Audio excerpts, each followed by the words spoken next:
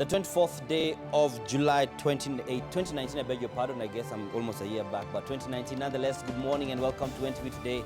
My name is Dann, Mwangi, and coming to you live from the Nation Center. But as always, our discussions are not only in studio, but we also have our discussions across the counties because we're having a devolved conversation as always. And on Wednesdays, we talk about economy and business. And today we're going to be having a discussion in regards to the Kenya Airways in terms of the MPs passed the motion to ensure that to have Kenya Airways nationalized, to just understand what exactly this means. And we shall be getting to that with the chairman of the Transport, Public Works and Housing Committee of the National Assembly, that's David Kosing, who's in studio already, but we shall be getting to that conversation in just a bit. But first, let's cross over the county of Kisumu. And Mwangi Beach Hotels in Kisumu is no more. Famed for its delicious fresh fish, the hotel's more than 3 decades of existence was last night brought to an end after its owners were forced to demolish the structures to pave the way for what the Kenya Railways management has termed as revitalization and expansion of the Kisumu port. Thousands of traders with temporary occupation licenses and short leases within Kenya Railways land along a Kamba line and Mwangi Beach in Kisumu had been given a 1-month notice to vacate the land. The notice expires on the 12th of next month, just 3 days before the official opening of the refurbished port. And Oko Kusa now joins us live from the county of Kisumu with the latest on that. Oko, what much has happened and what are the concerns on the ground, if any? Well, of course, Dan, a lot has happened and there's a host of concerns coming in from the traders here. Since last night, they have been forced to demolish their structures, as you mentioned, especially those who have their structures erected on a road reserve. They had a meeting there. There was someone yesterday by the county government of Kisumu that gave them up to 10 p.m. last night to bring down those structures. And that happened. In fact, sometime at around 11 p.m., there was a bulldozer that came around here and brought some of the permanent structures down. So as we speak, a lot of fears from the traders, especially those who got notices from the Kenya Railways, those who are occupying Kenya Railway land who have until 12th of next month to vacate. I've sort of been forced also to go ahead and demolish their structures even ahead of the expiry of that notice. So that is happening as we speak now on my left, and we expect these demolitions to go on and to extend to that place you've mentioned there called a Kamba line.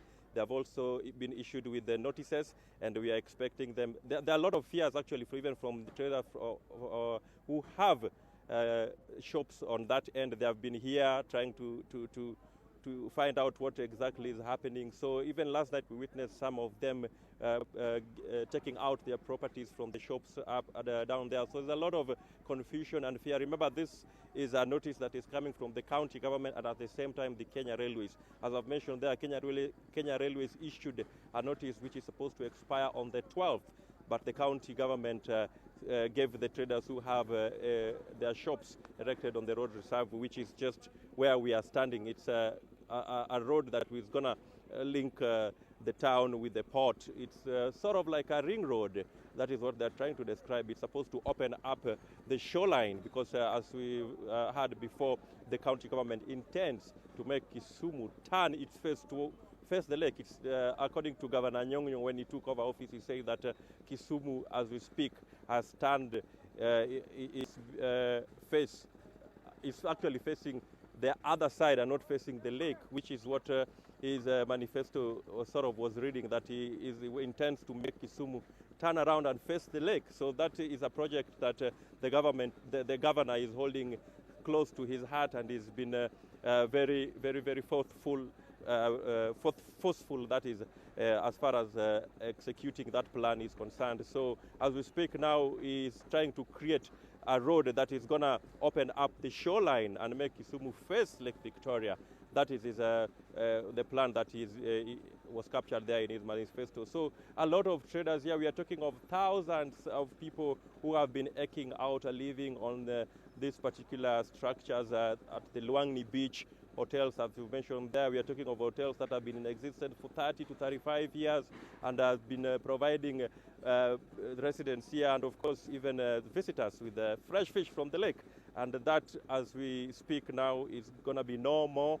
Traders there last night were asking the government and the county government to at least give them more time so that they can look for alternative places to set up their businesses. They are also asking the county government to provide them with alternative grounds where they can set up their businesses and continue. They're talking of businesses that have been providing their livelihoods. They are giving them income even to school their children, to pay their rent. So there's a lot of fears and people staring at unemployment on the face here. And those concerns that you alluded to there, Dan, are real. The people who really don't know what they going to do next after these demolitions have been taken care of, and at the same time it is not very clear who they are supposed to talk to, because when they go to the county government they are referred to Kenya Railways. Kenya Railways says it's not within their docket, that these demolitions are being undertaken by the Interior Ministry. So there's a lot of that mix up even to these people, especially those who are intending to have a dialogue with the authorities. A section of them, as I've made to understand, have decided to go the court way. They could be filing a case in court to try and get an injunction to bar these demolitions from happening, these evictions from happening. But we are yet to actually get to know who these traders are, and if it is true that they are carrying out those threats of going to court to seek redress on that end. So that is happening as we speak now. A lot of demolition still going on. We've seen the Kenya Power here, personnel trying to disconnect electricity from the affected structures. At least, so even if these demolitions are going on, they go on, they consider safety. So that is in a nutshell what is happening down here. We have intentions to speak with the county government later today and just find out how extensive these evictions are going to happen from Mwangi Hotel, if they be moving to Cumberland. Also try to get a reaction from Kenya Railways. It has been not very easy to get a reaction from there in the past, but we'll continue trying to get a reaction and really just find out what they intend to do, because even the tenants, there are tenants who are occupying railways houses, and those ones too have been sort of frightened by the developments that are happening, and they really don't know who to speak with. They don't know their fate, whether they'll be evicted too, as it's happening with the tenants, those who are occupying Kenya Railways lands. Done. And Okusa, just to confirm, do we have any kind of indication of the number of individuals who are going to be affected in terms of jobs in that case? Well, it's not very clear, but I've mentioned there, it's a rough estimate we are giving. We are talking of thousands of people, because as I mentioned here at Mwangi Beach alone, we are talking of 24 hotels, and roughly one hotel will be having like 10 or so people working in them. So just in Mwangi, that is just the far part, which is close to the shores. But then there are structures that were occupying this place where I'm standing, which were shops, hotels, cyber cafes, and all that kind of a thing. So they also have people who are depending on them. And then when we move to Cumberland, there are also hotels there, and of course there are mini shopping markets. We are talking about a market called Winmart, which is also set to go down, and there's also Taifa market. Sorry, Biashara market. It's not very clear whether that one will also go down too. But if that is going to happen, then it means we are talking of thousands of people who are likely to lose their sources of income when these evictions finally come to an end. Done. All right, thank you very much, Oko Kusa, coming to us from the county of Kisumu. And like we know, there's a number of people, especially from that side, the lakeside county, have a lot of sentimental attachment to that establishment. And so it's a bit of a hit to some of them. Nonetheless, we look forward to see the developments on the same. And there have been concerns, speaking on the county's part, that that county governments are suffering already, and the the chairman of the COG, that's Weekly for Paranya, has already sent out a memo saying that the counties are going to have trouble, even as far as paying the salaries of the workers in the coming month, and hopefully not much longer than that, because of the impasse on the division of revenue bill, which has seen Parliament being split between the Senate and the National Assembly, with the Senate yesterday debating and passing without any objection its own version of the Division of Revenue Bill. And today we still keep our eyes on that.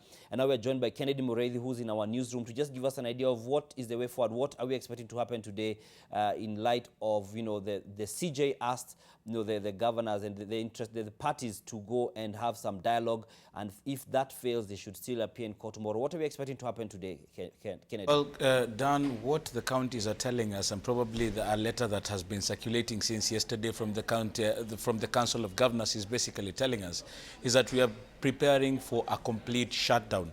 Remember, there's a stalemate that has been occasioned by both houses of parliament not passing what they should have passed before the budget was read, and this is the Division of Revenue. And the Division of Revenue Bill is what sets in motion even for the preparation of what we call the Appropriations Bill that is signed into law by President Uhuru Kenyatta. But after President Uhuru Kenyatta signed into law the Appropriations Bill that had been passed by the National Assembly, then senators backed by governors were able to go to court through other proxies also to make sure that it is not actually brought into life, and that is what is occasioning a shutdown. And through this letter, the county government is actually even telling the service providers and most people who are doing business with the county governments and also the employees to brace themselves for tougher times. And what does it mean actually for this? You remember that if you are an employee of any organization, be it the county government, be it in the private sector, then if you are able to access loans even from the banks, at this particular time, if you do not pay some of these obligations and the standing orders that you do have with specific people, then you are liable to penalization. And through this letter that was written by the Council of Governors, which is the body that is the overseer of all the 47 county governments, it is basically saying that at this particular time, it is not our wish not to pay our employees on time, but it has been occasioned by 1, 2, 3 other factors, being that the stalemate that is there between the National Assembly and the Senate. There are also other people who do expect some services that they have rendered to the county government, that they do receive this money. So at this particular time, the Council of Governors is saying, wait a minute, guys, there is so much that is happening. Remember also the unions for the specific people who work in the county governments are also alive to this fact and would actually be wanting to evoke the emotions of the particular people who are in the counties, and the employees who fall under the umbrella bodies. And the Council of Governors is telling them that, guys, wait. So what are we looking at? We are looking at a total shutdown as has been occasioned, because remember, there is a process that needs to have been followed, but until this particular time, we do not have that process. Yesterday, we were able to say that in the Senate, there was a Division of Revenue Bill that had been introduced last week on Thursday and was passed in a record 40 minutes. What does this mean? Yesterday, they were able to take it through the second reading. These are the procedures of Parliament, and went to the third reading where a question was put and it was passed within a record time. But also in the National Assembly, we saw the introduction of another bill, of another Division of Revenue Bill. This bill was introduced by the chairperson of the Budget and Appropriations Committee, that is Kimani Ichung'wah, and they are saying that through this bill, they are apportioning 316 billion shillings to counties, and the Senate passed another Division of Revenue Bill that has 335 billion shillings. So there's already a stalemate that is being created that will make sure that counties continue suffering for some time with regards to the amounts of money that they do get. So if this persists as we see it persisting right now, we are looking at another process whereby both houses, or the speakers of the both houses, will have no other option other than to constitute another mediation committee that will be looking into these issues. And if they do not agree, then this quagmire will persist, because there are counties that even went ahead to read budgets, but people were asking, you're reading the budget under what basis, under what bill, under what appropriations bill? The Commission for Revenue Allocation is the one that recommended 335 billion shillings to go to counties. But what they are saying is that we cannot work with the recommendations of the Commission for Revenue Allocation. That is what the National Assembly says, that we cannot work with these recommendations because the country has other obligations, be it inside the country or outside the country, be it paying debts and all that. Then they're also advancing the argument that probably counties are more corrupt. So if we do give them more money, we are only opening an avenue for counties to spend more money on issues that do not really matter. And that is the reason why they are saying that 316 billion shillings is enough for money that should go to counties. So it's a quagmire that we do have, and this letter is setting in motion what would probably look on the face value like everything is not very much okay.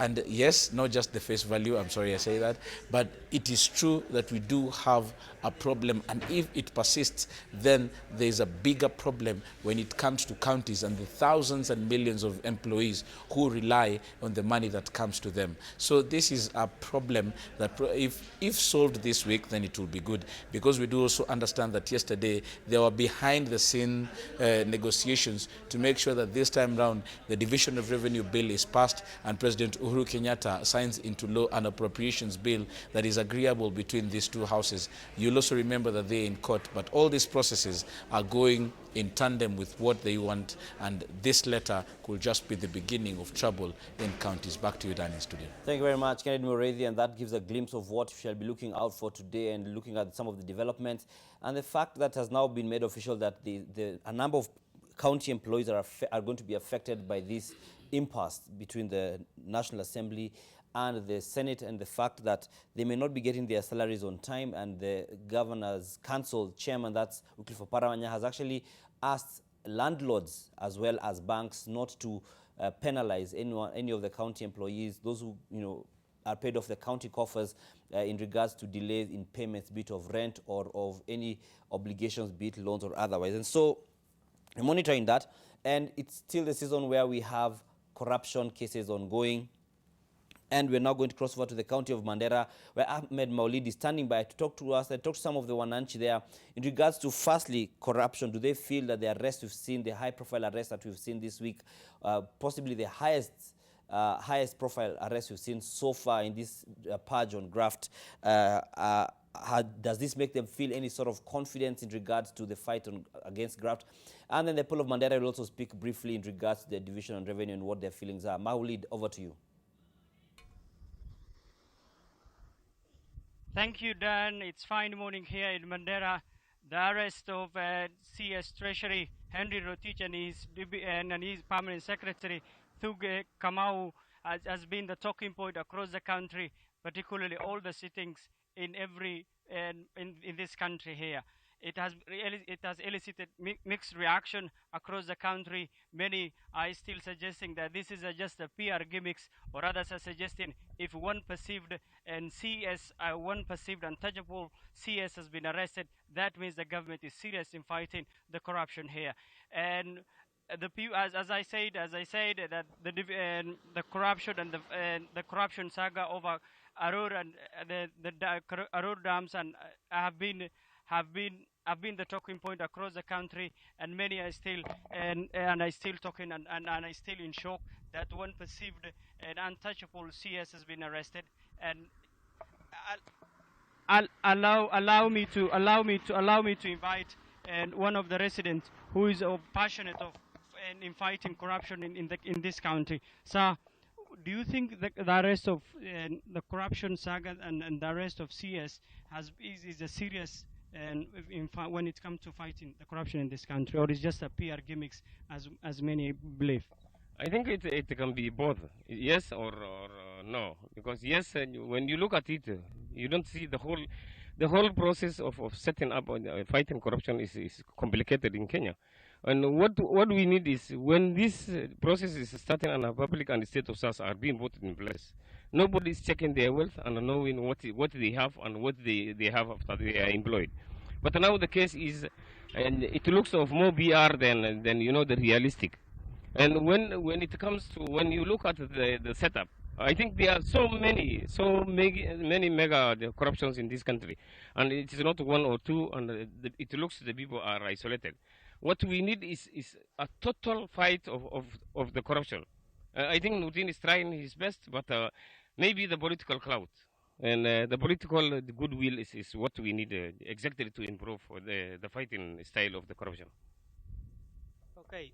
Another discussion, the division revenue has been the hot topic across the country, where many county government are still demanding more revenue to be allocated in the county, saying that the current and the current percentage put in place by the Treasury is not enough. Remember, Mandera County is one of the highest counties that receive budget that is more than 10 billion. The governor himself was yesterday passionately addressing that issue, that he's saying that all the development have been installed because of shortage of funds. And moving to that point, do you think the county government argument is fair that the amount of money they're receiving is not enough and they want more? And I don't believe Mandara has got enough money, and it has been allocated. And what we have been allocated is not we have been allocated is not utilized the way it is wanted. And if you look at Mandara, yes, there is improvement. We need devolution, and we need an increase of the funds, the resources from the national government. But what is happening is there is a big corruption in the level of the counties, especially our place. Our corruption is not a theory or a paperwork. What we have, Mandara, is physical. Our corruption is physical, and you can even touch the corruption. What is not in place is the mechanisms fighting this corruption, the anti-corruption. The policies they are putting in place is not sufficient to the Wenjiku, and the Wenjiku is losing the meaning of the Article 1 of the Constitution of Kenya, which says people's sovereignty. We have lost the meaning of Article 1 of the Constitution, which we are not fighting. So resources is enough to every county, although we need additional reserves. But what we have currently is the funds being sent to this county is not utilized as wanted. Thank you, sir. And Dann, as you hear, the allocation and the funds of and the division revenue here is passionately the talking point here in Mandera County. Both the leaders and the residents alike are still arguing that the national government should put in place more funds of allocating for the county government. On the corruption cases, it's in everywhere, and many people across the country are still in shock of that, and are still in shock of the arrest of this one perceived untouchable CS. Thank you very much, Ahmed Maulid, coming to us from the county of Mandera, where he's had a conversation with one of the residents there in regards to both graft and the division of revenue impasse. And we shall be getting more views from different counties as we go along the day, because this is inevitably one of the biggest discussion topics of the day and of the season. Now let's get into the conversation we're talking about. And the National Assembly has set the ball rolling to have Kenya Airways nationalized. This follows the adoption of the Transport Committee's report on the privately initiated investment proposal by Kenya Airways for the takeover of the Jomo Kenyatta International Airport. Now here's Alex Mwangi to shed light on the looming changes facing Kenya's aviation sector.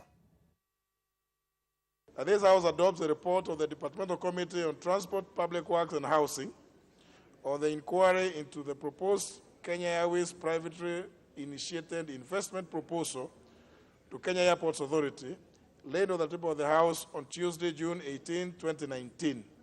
Will as many as another opinion say aye? As many other contrary opinions say no. The ayes have it. Next order. In just 40 seconds, the National Assembly adopted the report, which is expected to have far-reaching ramifications on the country's aviation sector, and in particular, the national carrier, Kenya Airways. The committee recommends the following. Number one, Honorable Speaker, that Kenya Airways be nationalized. The committee recommends that the government establishes an aviation holding company with 4 subsidiaries. That is the Jomo Kenyatta International Airport, the Kenya Airports Authority, Kenya Airways, and a centralized aviation services college. The holding company is aimed at stemming the loss of market share of both the JKIA and Kenya Airways. Within the last 6 years, the share of JKIA in East Africa traffic dropped, Honorable Speaker, from 50% to 34%, while Bole International Airport, which is our close neighbor, Ethiopia, was growing, Honorable Speaker, its market share from 30% to 44%.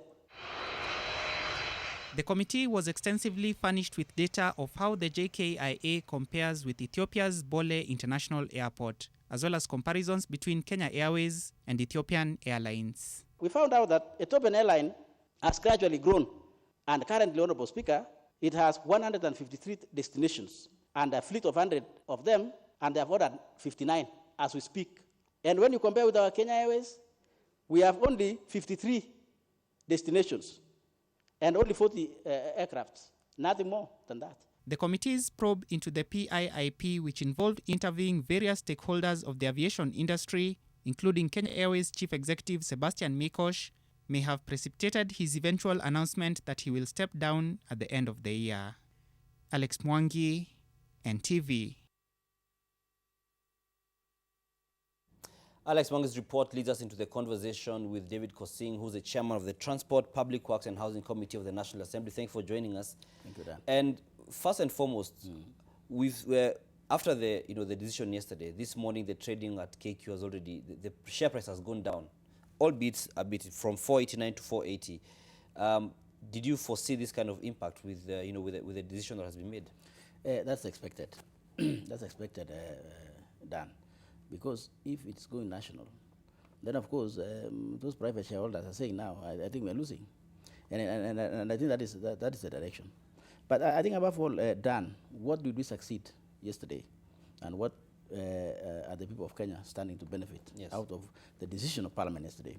Number one is that that now KQ is going towards the road of nationalization, and I'll explain that one in a minute what that means exactly. Number two, what we got Parliament agreeing with us as a committee yesterday is that then we will form a bigger aviation holding company that will hold those 4 subsidiaries which have been mentioned for a reason that I'll also explain. Number three, what we got is that now KQ will be able to get government subsidies, going forward. KQ was not getting actually government subsidies. It was the only one in the region that was not getting government subsidies. What do I mean by subsidies? Fuel, in terms of fuel tax, and also engine tax. When we're importing the engines of our airline, national airliner, we were not getting any tax because KQ then was private at that particular time. And therefore, actually, it was being driven out of the market because then Ethiopian Airline and also Rwanda, which is near to us, were actually being subsidized. In fact, if we were to look at it done from a different perspective, you would actually say that those two countries were playing monkey business to a country. They were actually killing Nairobi as a hub and moving that hub either to Ethiopia or Rwanda. And therefore, that is what we got yesterday as a committee when Parliament approved our report. Number four, and very important for the people of Kenya, we got yesterday from Parliament, is that now KAA, because we are going to split KAA into 2, the one that is managing Jomo Kenyatta Airport will now be upgraded to become a fully fledged parastatal, while the older KAA will be maintaining the other airstrips. But what the people of Kenya stood to benefit yesterday from Parliament, from its own representative, is that going forward, every county shall have an airstrip. So KAA have now obligation, legal obligation going forward, to maintain at least one airstrip per county. There are some counties which have no airstrips, for example. And I'll tell you this, Dan. Surprisingly, West Pokot, for example, has no serviceable airstrip. We are about like 10,000 square kilometers without a serviceable airstrip. So what I mean, it means that there's a problem. Many of those counties, for example, exist in this country. Northern part of the country, even coastal part of the country, and western part of the country, and even central part of the country.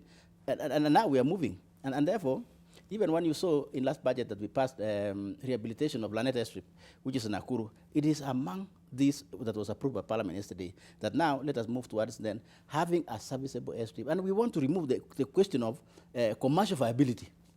Because that is what has killed our country.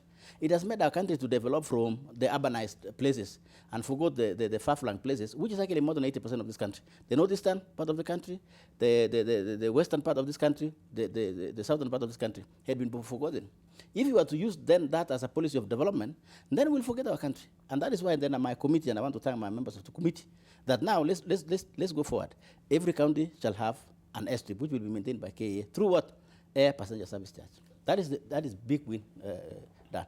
Okay, and so just for the benefit of those who may not understand, after what happened yesterday, yes, what are the next steps and what timelines are we looking at to actually see this now becoming concrete reality? Now, that's a very good question. I'm seeing it from 3 months to 6 months to see that concrete. And what's going to happen is that now the ministry, because now Parliament has done its work, I've done my work. So the ministry then will have to sit down with all other stakeholders. Of course, and what I mean by stakeholders in the aviation and also treasury. Because nationalization means what? Means that we are buying off shareholders, right? And what we are looking at in these terms of shareholders, Dann, we are looking at about 3% of the shareholders. We call them minority shareholders. Because out of this 100% shareholding arrangement, it's only about 3% that is tradable. So if you were to look at it, you would actually say, are these actually shares? In my view, they might not be shares because they're frozen. You know, it's only about 2.8% that is tradable. And therefore, that is the one that then Treasury, which is, of course, our holding our investment in trust of the people of Kenya, will have to negotiate, which will cost this country close to about 800 million, you know, to be able to sort out that. And therefore, when that one is sorted, then for the banks, then they can agree about a model. For example, like having bonds, giving these banks 38% shareholding in the company. Then that can be given to, that they can be given bonds that can mature in 10 years and going forward. And therefore, we are looking at an immediate, that's what I'm saying, between 3 and 6 months. We are looking at an immediate of about 800 million. Once that's done, then we will have a legal framework. There will be an omnibus law. You know, we will actually develop, as a committee, we'll also develop an omnibus law that now will bring whatever we are talking about into law. So look at it about 6 months, 8 months. Okay, and we have the aspect of KQ has a lot of loans. Yes. There's a lot of debt it has, and you know, just to banks like you've talked about, who now hold about 38.1%. Yes. It comes to over 20 billion shillings. Yes. In regards to what is owed. But there was the concern that was raised even in part by MPs. Yes. That taxpayers should not be made to pay off these debts entirely, because you know, partly they are because as a result of management concerns. Yes. And so, what is the way forward on this aspect in terms of the repayment of the loans? In my view, what taxpayers will have to pay is the loan that KQ borrowed, you know, and that's an unfortunate part of it. Because KQ borrowed, it is not the banks that gave the money to KQ. KQ went out to borrow, right? So that's what we have to look at. And that's why I'm saying, and that's coming to what you're saying, close to about 23 billion. That is what I'm saying. Treasury, with now Ministry of Transport, right, will be able to look at and see how to convert that one. And I've told you, they also came to my committee and said, we will now convert this one into bonds that can mature in 10 years and going forward. So that already is been treated. What might then be out for negotiation is what I'm telling you, the minority shareholders. And that is why already it is coming down. You know, it can also be devalued. And that is how those shareholders are going to pay part. You know, it's not only the people of Kenya to pay. That is a risk you make in business, you know that. When you go to business, you expect the risk. And this one is unfortunate risk. So we're saying that, you know, the shareholders, those people, the public who have got shares in KQ, yes, they're likely to sell their shares at a lower price than they would expect. Most likely. So it's a loss for shareholders. It's actually a loss for them, and that's a risk in business, you know. And of course, you will now go back to how did we? Of course, KQ was public, and then it was private, and so the question will be then how, why? Then, you know, those are many questions. But if you were to allow KQ, for example, to sink or to die, then the whole aviation in this country was going to die. You know why? Because then Jomo Kenyatta will not be an hub. So what was going to be a hub? It was either going to be in Ethiopia or Rwanda. So what does that mean, Dan? It means if you were to travel then in the next 5 years outside this country, you will actually travel to Ethiopia before you go to Europe. And in Ethiopia, they might also keep you for 2 hours so that, you know, you can, they can take your money from the, you know, you can buy things in the airport and something like that, or even sleep there so that you can spend money in Ethiopia. And then now from Ethiopia, you go to Europe.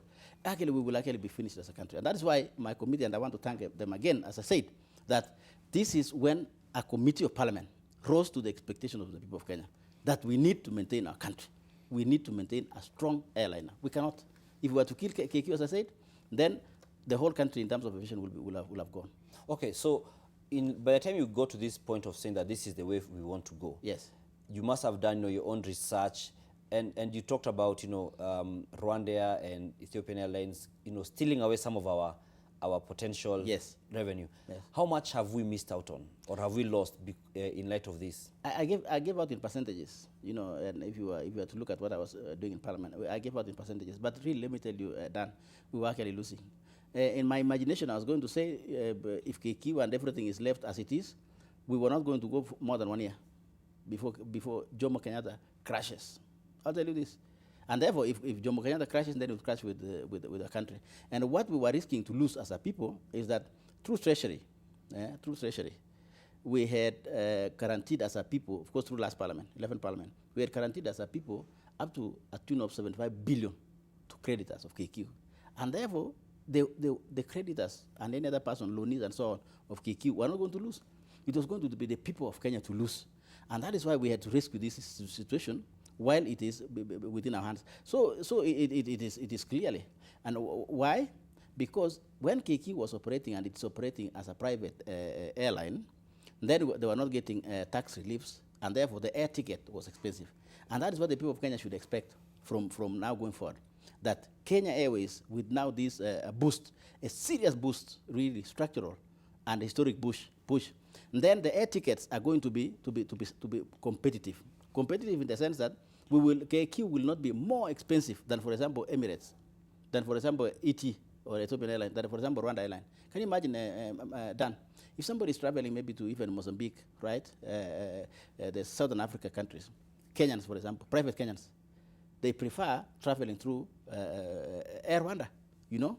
They will not. They don't prefer traveling KQ because KQ is more expensive. So they go through Kigali and then go to those countries. And that's a shame for ourselves.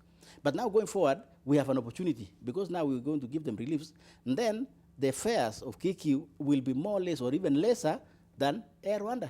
And therefore it makes our own Kenyans, you know, who are in Africa, travel by choice, not by force of government. Because we MPs travel by force of government because we travel on KQ.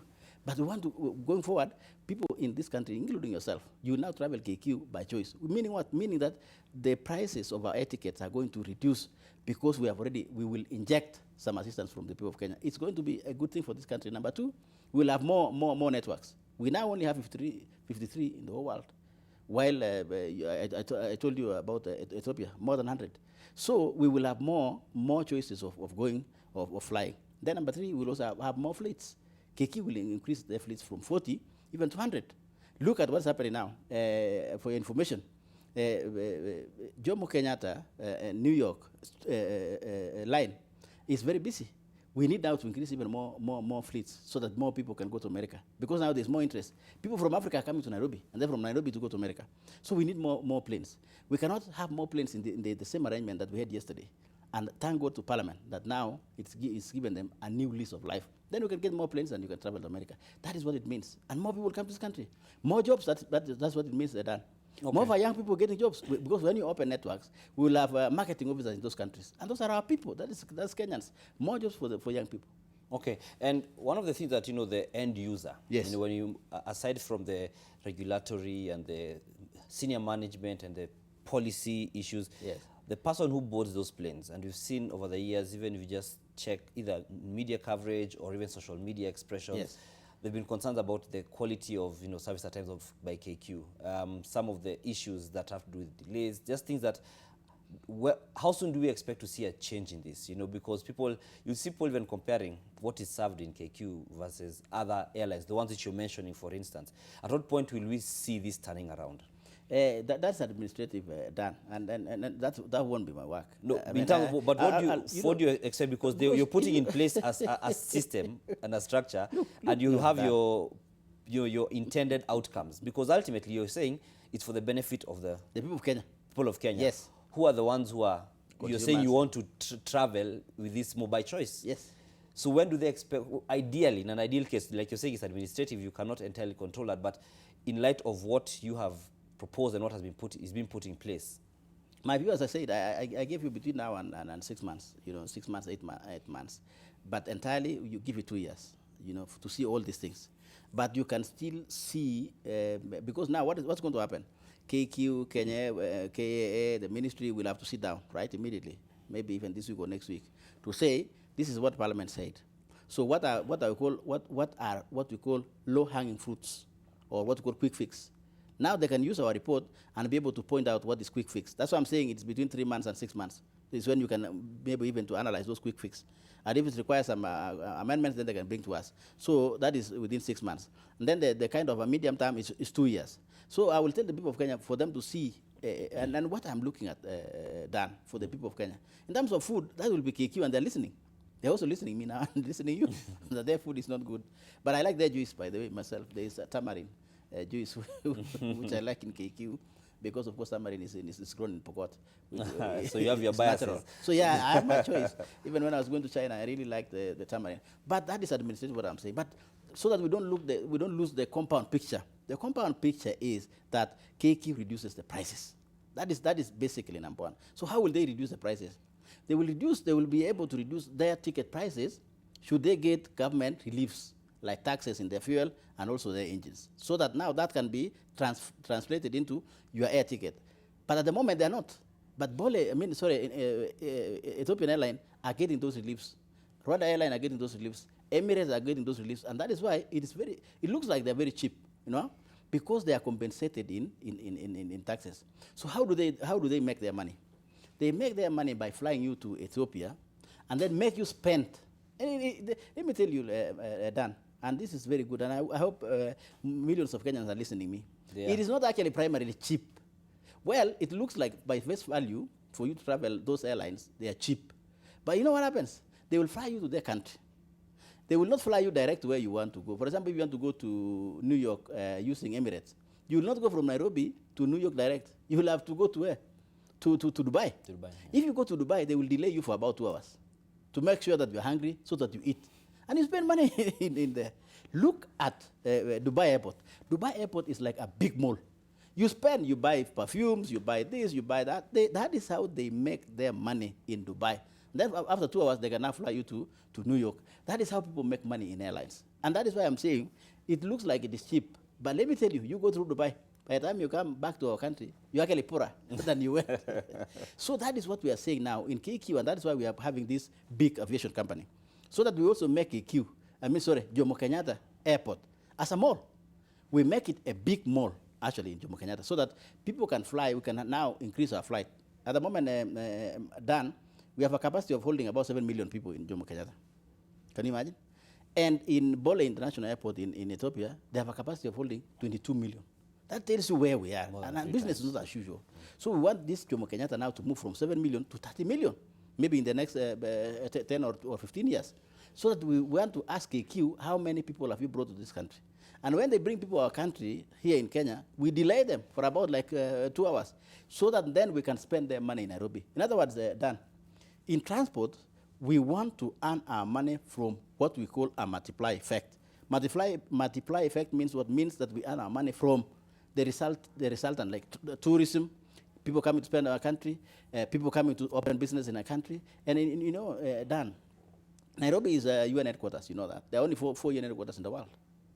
Nairobi, Vienna, Geneva, and New York. We are connected to 3. Geneva, New York, and Nairobi. Now we are looking to connect to Vienna. And we are good to go. But without KQ, we will lose even this headquarter, maybe even to Ethiopia or Rwanda very soon.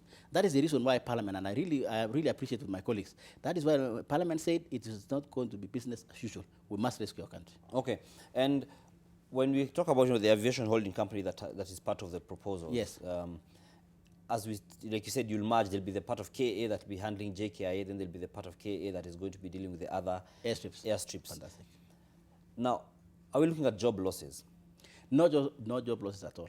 If you look at our recommendation, and this is good, you have asked a very important question, Dan, because I'm sure there might be some in the airport. People are thinking, are we going to lose jobs because we are national or something like that? There's not going to be any job losses. In fact, we're creating more jobs. Like if you have created four subsidiaries, you require those 4 subsidiaries to be led by CEOs. In fact, this report of my committee's report is creating 2 positions of CEOs. One CEO for Jomo Kenyatta International Airport and one CEO to run the amalgamated college. Those are jobs. So where are the losses of jobs? There are no losses of jobs. KQ, we are now tasking them to open more networks, and even more frequencies. When you're opening more networks and more frequencies, Dan, what does that mean? You require more personnel, and therefore you require more jobs. When we are asking KAA to maintain a serviceable airstrip in all 47 counties in this country, what does that mean? It means that actually we require personnel. No job loss at all. Nobody should expect that. Okay, and in Kenya, unfortunately, we're in a time when there's a lot of corruption. Yes. And the attempts to prosecute those who are caught in graft, as we've seen in a week when we're having one of the Yes. possibly the most high-profile cases beginning in terms of corruption. What is being done to ensure that we can shield this body from being used for corruption? Because we've seen a lot of government institutions have been opportunities for people to feed themselves illegitimately at the expense of Mwananchi. So what is being done to ensure that corruption is not going to find a seat at the table? You see, Dan, what we are going to do in terms of corruption is what's being done. The institutions that are supposed to fight corruption should fight corruption. That is what it means, basically. In terms of shielding institutions and so on, to me, we will be asking for utopia. It's not going to be there, right? But of course, we need integrity in people and so on. In fact, what we are trying to say, in my understanding, is that we are trying to compare public and private. Say, look, if it's public, then it is more open to corruption. If it's private, then maybe it is lesser corruption. But let's look at the realities. Even at the moment, as I talk to you, KG was private. It's dying. So there's another corruption. We can also say there's another corruption. KG is dying. If we were to live like this, maybe in the next 6 years or 6 months or less than a year, then KQ was going to collapse with our 75 billion as a people. What do you call that? Yet it's private. So what about when it's national? National is public. Then let us not run away from public, Dan. Let me tell you, we will be public forever. There might be some of those one or two people or individuals who are corrupt, and they will face the law. We have sufficient, in my view, we have sufficient laws to protect. But running away, so where are you running away? You're running away to who? So you want an angel to come and run the aviation company, or you want who to come and run an aviation company? Corruption is all over the world, but we are trying to minimize. So in my view, Dan, I have full confidence. We have done research as a committee in identifying and leading our country towards the right direction. We did a lot of public participation in this one. We asked a lot of people, including experts. We looked at what's happening in all those successful airlines. There are only three dying airlines, ourselves, Seychelles, and South Africa, and we're sharing the same model of private airline, not getting any government subsidies. And those are the two in different models that were dying. The rest, which are in government model, as I said earlier, all of them are successful. We looked at more than 20 airlines that are in the same model now that we are taking KQ. And therefore, in terms of corruption, we want to think that the people who are running, they will have to follow the law. And anybody found in corruption, then let him face the law. Okay. And there's those who will say, like you mentioned, at times there's a case of corruption in the corporate, Yes. which has then cost Mwananchi a lot of money. Yes. And you find it seems like there may be a certain manager who will probably just leave the company, and their sins are not really paid for by the person themselves. It ends up being Mwananchi paying for that person's sins. How do you reconcile that? And that is why we are saying that in this private thing, which is now, of course, that we are moving into public, it should not be public that's paying alone. Even those private people must also meet the cost. And I'll tell you this, Dan. The reason maybe perhaps, if you allow me, the reason maybe even perhaps why the people of Kenya think that there is more corruption in public institution more than private is because, in my view, there's more scrutiny. There's more public scrutiny in public institutions than it is in private institutions. And I will tell you this. And Dan, I am expecting somebody to do a research, on all private companies in this country, and particularly within the insurance companies, right? Can somebody then do really a thorough research and tell us, in these private institutions and companies, how much does the CEO earn, for example? Let's just somebody just sit down and say, look, look at the CEOs and serious high management of those private companies. They are the biggest earners in this country. The people working in the public sector are not earning anything. In fact, by the way, they are not earning anything. But it is not open to public scrutiny. They earn money, for example, they earn salaries. These CEOs of these private companies and banks, they earn salary, and then from there they earn something called bonus, they earn something else, Accumulatively, you might find a CEO earning more than 5 million, 8 million, a CEO, and maybe even senior management, they're earning serious money, 3 million. There's no public sector. The president himself does not even earn 2 million in this country, in public sector. Myself as an MP, I'm not earning that amount of money. What am I trying to say, Dan? Isn't that not corruption? Because the question is, where do these companies get money? They get money from the people of Kenya, you and me, living in this country. That is how they make their money. So look at ICT companies, the commercial companies, insurance companies, any company in this country. Take the first 5 employees, give us how much they're earning. Let me tell you, that is where I will think that will be the second level of corruption. They might be the worst corrupt than even the people of Kenya themselves or public institutions. The public institutions are open to public scrutiny. What about the others? So what do you call when somebody is earning 8 million done in this country, and this money is earned from you? It's not like it's coming from heaven and dangled in this country. It comes from the transaction I have, the transaction you have, and the people of Kenya. And then one person is earning more than 8 million, 5 million, 6 million, blah, blah. To me, that is a corruption. Is that why MPs want more allowances? No, not really. Not really. In fact, we don't want more allowances. We want our right. Which is? If, for example, of course, what you're talking about, in my view, unless you correct me, you're talking about house allowance. House allowance, night out allowance? No. There's nothing called night out allowance. That's wrong. That's creation of the media. You know, let me tell you, parliament, media without parliament, or media having no parliament, it is no news. So you must have some parliamentarians talking about something to create news. But in my view, that we're losing the point. The point is, of course, if it is house allowance, let me tell you, Dan, why is it then negative to parliamentarians to have a house allowance, and it's not negative for the other state officers to have a house allowance? The others are also exposed to mortgage. Yes, some Kenyans say, but MPs have mortgage. Yes, I have mortgage, but it's not compulsory. It's a choice. And if I take that mortgage, you know how much I pay? I pay almost all my salary, in that mortgage. But other public servants have mortgage, but they also have house allowance to service their houses. So where is a sin done for you having a salary? You have a salary, and in that salary, of course, you have house allowance. For us, we don't have a house allowance. So what is the problem? We are not asking for too much or extra. We are asking for what we are entitled to by the Constitution, by the laws that govern abroad. This is a human right, Dan. We're not asking for anything more. No. And we are doing a lot anyway for the country, for our own people. But now, you look at me, parliamentarian is getting maybe 250,000 house allowance. What about those CEOs of private companies which are earning from our own people? How much are they earning? I want you to do that, Dan. I want to ask this house, the most credible media house in this country, which is NTV, can they do what I'm telling you? And then play to the people of Kenya. All private companies in this country, the first top 5 people. All banks in this country, the top 5 people. How much they are earning? To me, I will come with the second definition of corruption. What if their financials allow? What do you mean by financial? Where do they get the money?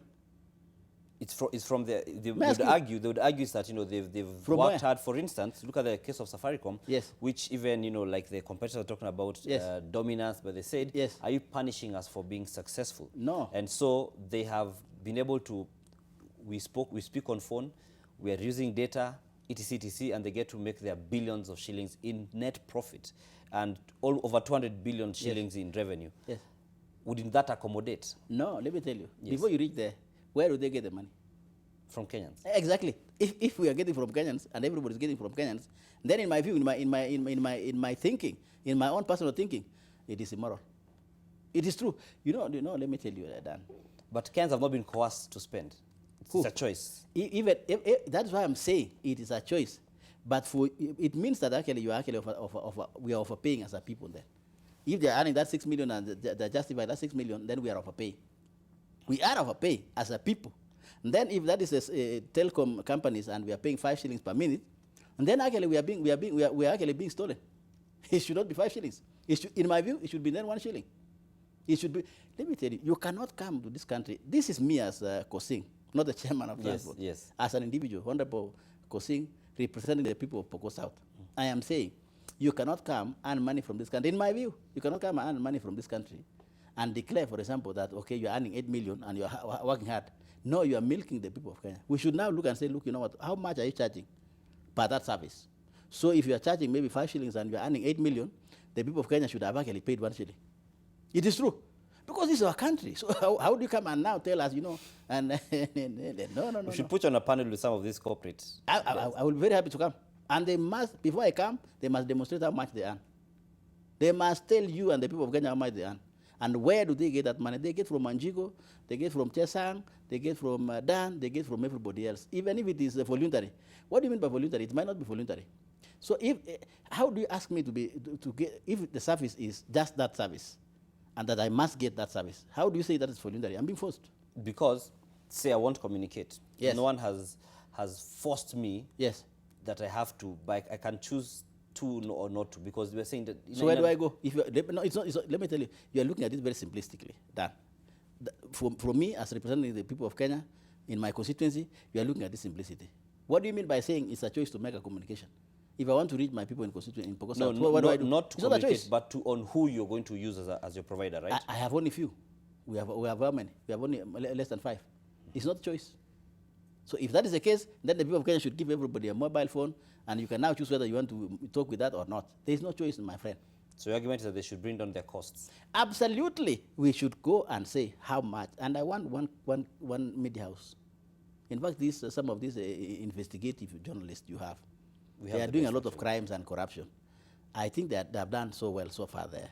Let them go now to what I'm telling you, the second tier of corruption, and say how much do they earn, and where do they get this money? They get from Manjiko. And you don't tell me Manjiko had a choice to do. No. Then the prices should come down. If it is 5 shillings, it should be 1 shilling. If it is 3 shillings, it should be even a cent. And then that is now when we say, then Wanjiko has actually gotten what is right. And that we should now, if you are benchmarking the salaries of MPs, we should now benchmark a salary of everybody. Petroleum companies, ICT companies, energy companies. Look at those private companies, my friend. The reason why then we are not talking about them is that because they are private, they are not available for scrutiny. So the only thing which is available for scrutiny, KQ, which is ours, or for example, KA, or you know that, or Treasury, here, Parliament. Parliament, I think we are the bunch pack. Everybody will just go to Parliament, how might we, and we don't hide. We just say what we earn. Go to those corporates and come and tell me, and then call me with them. They might be stealing from the people of Kenya. Let's go back to KQ before we get into a whole different discussion. Now, there may be the question, just for the sake of understanding, that you're saying, KQ gets nationalized and they get some, some benefits. Yes, subsidies from the government. The same government that has the biggest budget ever and is trying to make sure it can collect every single coin that it can. So where is that balance struck? Because you can see in the long term, yes, there'll be the benefits that will come up. Yes. So are we saying in the short term, the government just has to bite the bullet and spend more on KQ, so to speak, so that it can build capacity for it to bring in more money? Exactly. I think you've gotten it right. This is an investment by government to get more money. As I talk to you, Dan, something people of Kenya don't know, and thank you for giving me this opportunity to make the people of Kenya know, that KQ, as much as it is ailing, is contributing more than 100 billion to our budget every year, through what I call multiplier effect, meaning that through maybe tourism, the people coming for conferences in this country, businesses, connections, and so on. Can you imagine? It's contributing more than 100 billion.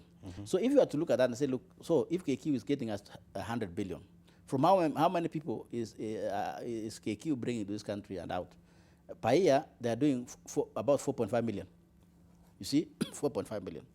So if then my idea or the idea of my committee is bought, and then now we subsidize the people, the government of Kenya subsidizes in what I'm telling you, it means that then we give KQ a new target to say now you are doing 4.5 million. So give us a target. So what are we seeing? We are seeing maybe in the next between 8 and 10 years that KQ should move from 4.5 million people to 8 million people being transported by KQ only, for example, by KQ only. You know why? Because they will have opened more networks and more frequencies. Frequency means, of course, going to that country more than one times. And then, of course, now they will have even opened more networks in this country by themselves and gotten more fleets by our investment. So that subsidy I am seeing it as an investment. And then let me tell you, it's just like putting fertilizer in your you can't expect to get a yield if you are a maize farmer without putting some fertilizer, some ammonia, and so on. So the fertilizer I'm saying is now the tax on fuel. The ammonia I'm talking is tax on engines. And then what's going to happen is that now we will see this increased in the number of people KQ is going to bring. If 4.5 million were earning this country 100 billion, And then 8 million people being transported by KQ will actually transform this one to 200 billion. We have made our money. So what we are trying to say, we are reasoning, we are really highly reasoning and saying, why don't the people of Kenya, through then our taxes, invest in KQ to get more cake? And let me tell you, it's going to be directly proportional. So we are not losing. We are only investing to get more money. Okay, and I mean, are we foreseeing, the share price going even further down? Because like you said, between the time it was passed in Parliament yesterday, this morning it opened, it has already started going down. Are we foreseeing just going lower, because now people will, because you're saying inevitably it will be a loss for the investors. Yes. Does it mean that they should run and sell it off, because that may be the panic kind of trading that we usually witness in Kenya? Yeah, maybe that will be the advice. But I think now that we have done this, I am believing the Treasury should seize this matter immediately, right? So that they can also save those investors. The Ministry of Transport can also get seize of the matter, and now call these negotiations immediately. Otherwise, actually, of course, now either people will sell in terms of a throwaway price and so on. But you see, let me tell you, this is also business risk. Even for us who are animal keepers like me, you can keep your animals, and then drought comes and it sweeps the animals. That is a risk, actually. We in life, in investment and business, there is a risk. So I would really propose that then Treasury and Transport seizes the matter immediately and negotiate with those people and find a proper exit so that they don't lose too much. Okay, and before we come to a close, I just want to bring you in just what your views are in regards to this. I'm just bringing a slightly different topic. Yes. The division of revenue bill and the division between the two houses of parliament. Mm-hmm. What's your view on this? And because we've already now seen, like was said earlier on by our reporter Kennedy Mureithi, based on a letter that has been issued by the chairman of the COG, saying that things are going to become difficult. People who are working in counties now will not be paid on time, and services are slowly grinding to a halt because of the impasse. Yeah, that is true. That is true. What governors, in my view, are saying is true. They're not getting any money because of the division of revenue bill problems in National Assembly and Senate. And then when I look at it at that level, and that is a problem. I think Senate is finding relevance, in my view. They want to do something, or they want to do activity which is not theirs.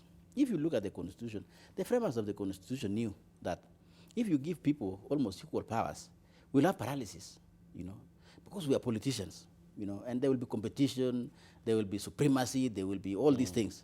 And also the framers of the Constitution knew and safeguarded, they safeguarded that item, very critical item, called division of revenue, and said division of revenue is actually the preserve of National Assembly. If you look at even at those other institutions, Dann, and the people of Kenya should listen to this, even if you look at those institutions with the strong Senate, we don't have a strong Senate in this country. This is not an upper house, and that's the truth. But if you look at the other institutions with upper Senate, like America, budget is for the National Assembly. They call it Congress, congressman and congresswoman. Yes. Budget is for Congress, because they knew that if you give two houses to deal with an important issue like this budget, what about if you don't agree, Dan? So what's going to happen? For example, in this country, like now they have gone and printed, in my view, what I will say, the revenue bill, which of course by the Constitution it doesn't allow. Which they passed. Which they passed, or they purport to have passed. I'm not sure whether that will be called passing. So if that is the case, and National Assembly has done what we think it is right, and we have a paralysis, what's going to happen exactly? What is going to happen? I think, in my view, the Constitution and the framers knew it correct and gave powers to National Assembly on budget, the particular division of revenue.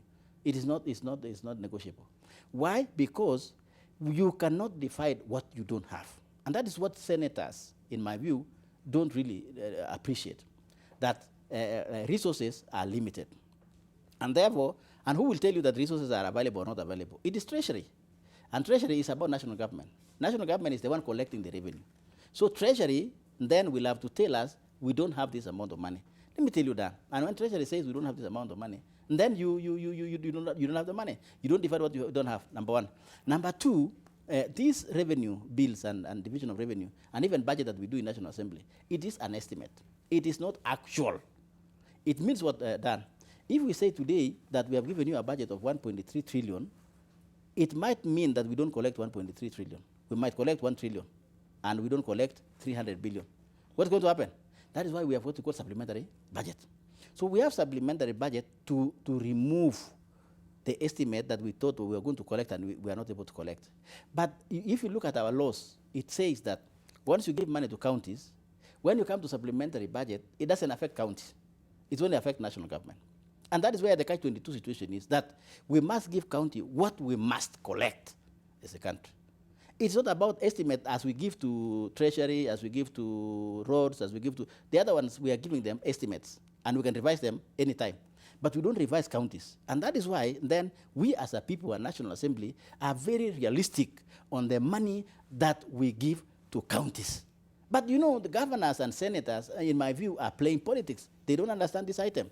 So going forward, in my view, then we can now say, okay, fine, we can give you 350 billion to counties, give you 350 billion on counties, but it is estimate, it's not actual. Then come supplementary budget one. Then we review this 330 billion we are giving to counties to what we are able to collect, which is 300. So what does that say, Dan? We are actually lying to ourselves. So unless they open that item to say, when you are revising, when you are doing revision of supplementary, it will also affect counties. And that is why we have a problem. And we, as National Assembly, we are alive to that. But what is happening, in my view, in politics, of course I'm a politician. Yes, what is happening politically is senators are looking for relevance because they are looking at the debates in this country, and the debate which is coming in this country is about referendum. There is Punguza Mzigo, there's another one, there's another one. Do you support Punguza and another Mzigo? One. I don't. Because it reduces therefore, constituencies? Before I go that, and therefore senators are seeing what happened in the first Senate is going to happen in this Senate, and it's true. It's going to happen in this Senate. They are going to be driven out. The people of Kenya actually will scrap Senate should it be available in the question of referendum, and therefore they are looking for relevance, so that when we go out to the debate, should there be any referendum question, then they will be saying, you know, oh, if you remove us, then we will not. Who will defend the counties? National Assembly will not defend the counties. So allow us to survive so that we can defend counties. They are looking for relevance. Because now the question is, why did they do in the last parliament? Why isn't the debate we are having now of going to Supreme Court or what? Why was it not in the last parliament? Why is it in this parliament? It's because they are seeing referendum is coming. And the people of Kenya, look, ask even those people who are going around and asking the people of Kenya what's going on. People of Kenya are saying two things coming out very clearly. Senate out. They are saying women reps out, nominated out. They are saying three things very, very, very boldly that they are out. But you can only know exactly what they're saying if you actually took the... If the question comes, but it's a debate. And let me tell you, Dan, when a debate is coming, it creates fear in you. Okay. So you have to create a survival mechanism. That's a discussion that we can have at a different forum altogether. We'll see how we can involve you and engage you on the same. I can see you're quite passionate about it, so we can see. But thank you for speaking to us, especially on the KQ matter. Yes. Shedding more light. We'll be speaking to the Transport, Public Works and Housing Committee Chairman, David Kosing, who is also the Member of Parliament for the people, represent the people of Pokot South constituency. Thank you for joining us on NTV today. In a short while, we'll be having NTV Sasa with Jane Goiri and Salim Swaleh. Don't go far. Be sure to stay with NTV. Have yourself a great mid-morning into afternoon.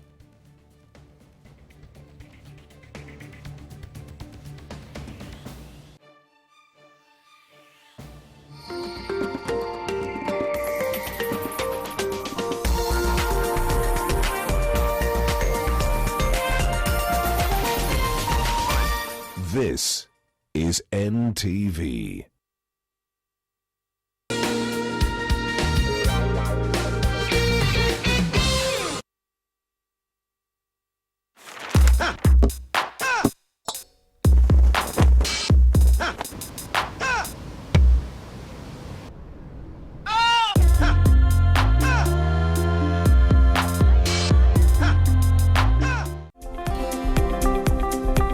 I don't think there are as much jobs in the white-collar sector or the public sector or the formal sector as it were, as there is in innovations and the creative economy. Using technology right now and the power of digital migration, we are able to utilize the platforms that are available digitally to create money, to have innovations, and enable our people to make money. But more importantly, we want to use this to do it in a way, as KFCD, to ensure that content created and innovations conform to our culture. They promote the brand Kenya. Every organization in this country, government or private sector, needs to know the future is with the youth, so that our youth can be able to go to a bank without anything but an idea, without nothing but a music, without nothing but a film script, and get money, and then there's a structure in which they can be able to be held to account to pay that money back. Nation Leadership Forum, engaging society, impacting the nation. Proudly brought to you by these sponsors. We are Nation Media Group. Talk to us. Send us your feedback on any of our products, availability or content to help us serve you better. A member of our team will ensure your issue is resolved within 24 hours and you receive a response. Go ahead, SMS 40684 or WhatsApp 0748 150 634. SMS is absolutely free of charge. Nation Media Group cares. I'm going to take a time out to celebrate you. By this time next week, you'll be complete. This is what you signed up for. Correction, this is what you signed me up for. Can you come out so I can see you? You can't just barge into people's home and take away their children. Lord, if you hear me, help me, please. USIU Africa provides a world-class education that is dually accredited in Kenya and the United States. Apply now for the September 2019 intake and soar to greater heights with USIU Africa. Education to take you places. Your father was a mean man, but he was a man. He did all of his dirty work all by himself. I know that you did it. I can read it on your face. It's in your eyes. Look into them.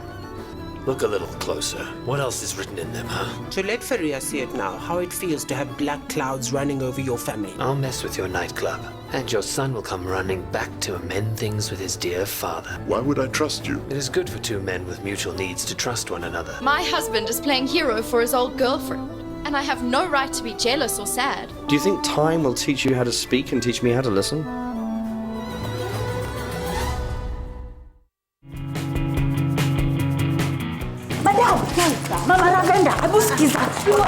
Saizi tunaishi kwa generation ya lambalolo na rieng. Rieng makangoa, hii kurukaruka hapa ndio unaita rieng. We, utaacha kunibishia mlango hivyo umesikia wewe? Na wewe, utaacha kunibeba weri sawa? Nilikwambia, hawezi kataa fame, nilikwambia. Na by the way madam nikuulize, mzee anarudi lini? The Real House Helps of Kawangware in association with Telkom. Join Telkom today and share life on our expanded 4G network. Telkom, moving with you.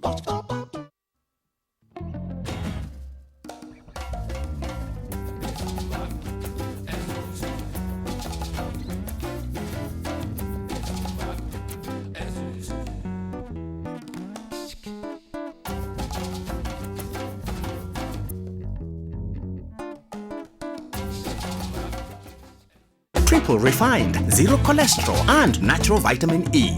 Fresh Fry, always heart friendly. Now it's even more cooking friendly. Fresh Fry, the premium cooking oil for healthy living.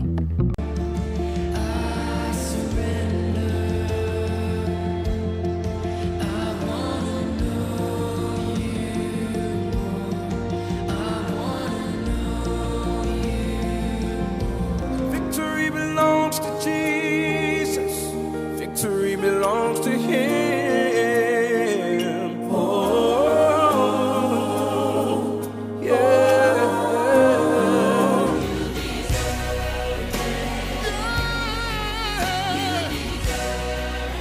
From the bottom of my heart, Lord, I say. From the depths of my heart, Lord, I say.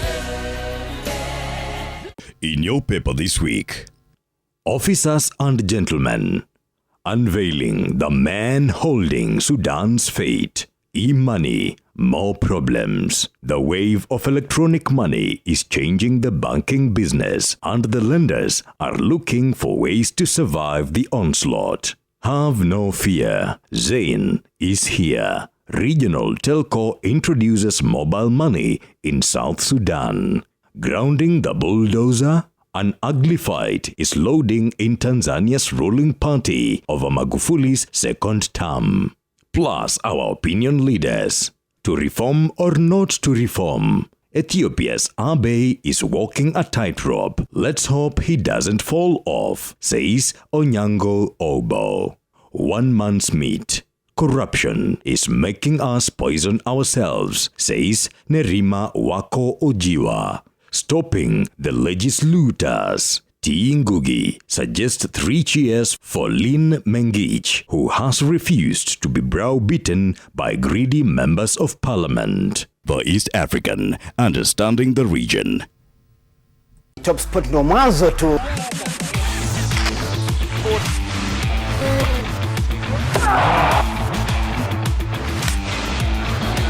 So much football. It is a chance to enjoy Kenyan football.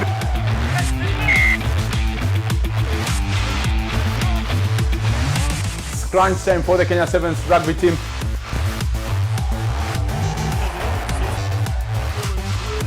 Why Formula 1? I'm interested in cars. The speeds that those cars attain is crazy. But I'm supposed to be a fan. Asante sana Kigogo. Karibu, sijakupata vizuri sana. Lugha gani hiyo ya Kimayai? But good to see you there.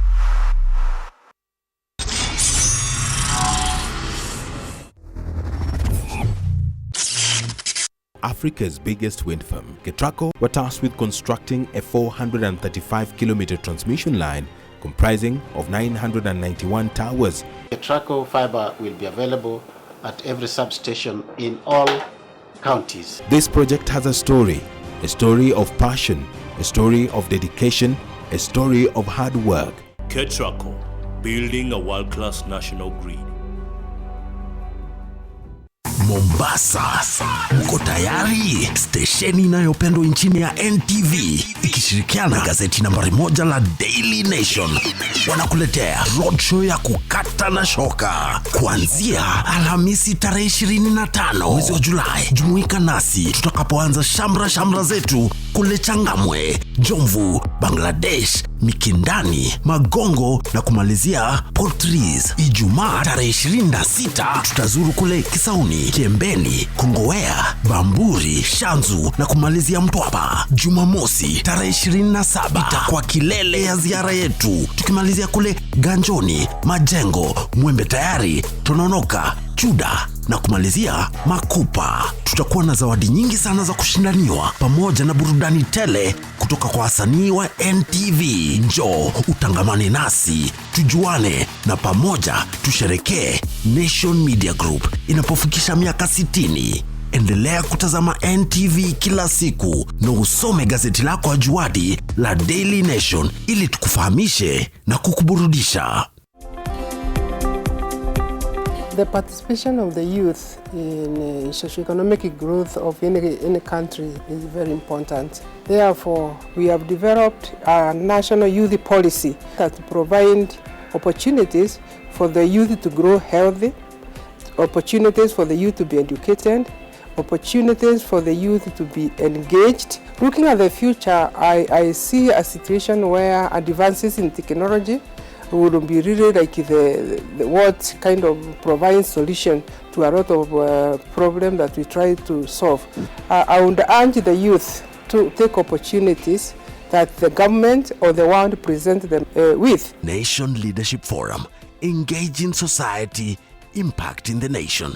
Proudly brought to you by these sponsors.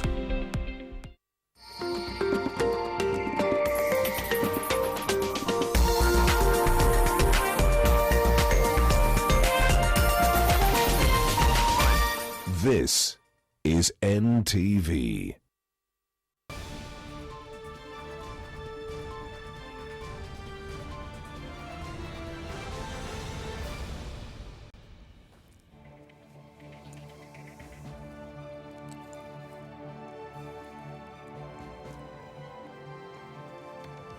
Na marhaba mpenzi mtazamaji popote ulipo, ni Jumatano ya tarehe 24 mwezi Julai mwaka 2019. Toba ndio mwezi unaelekea ukingoni.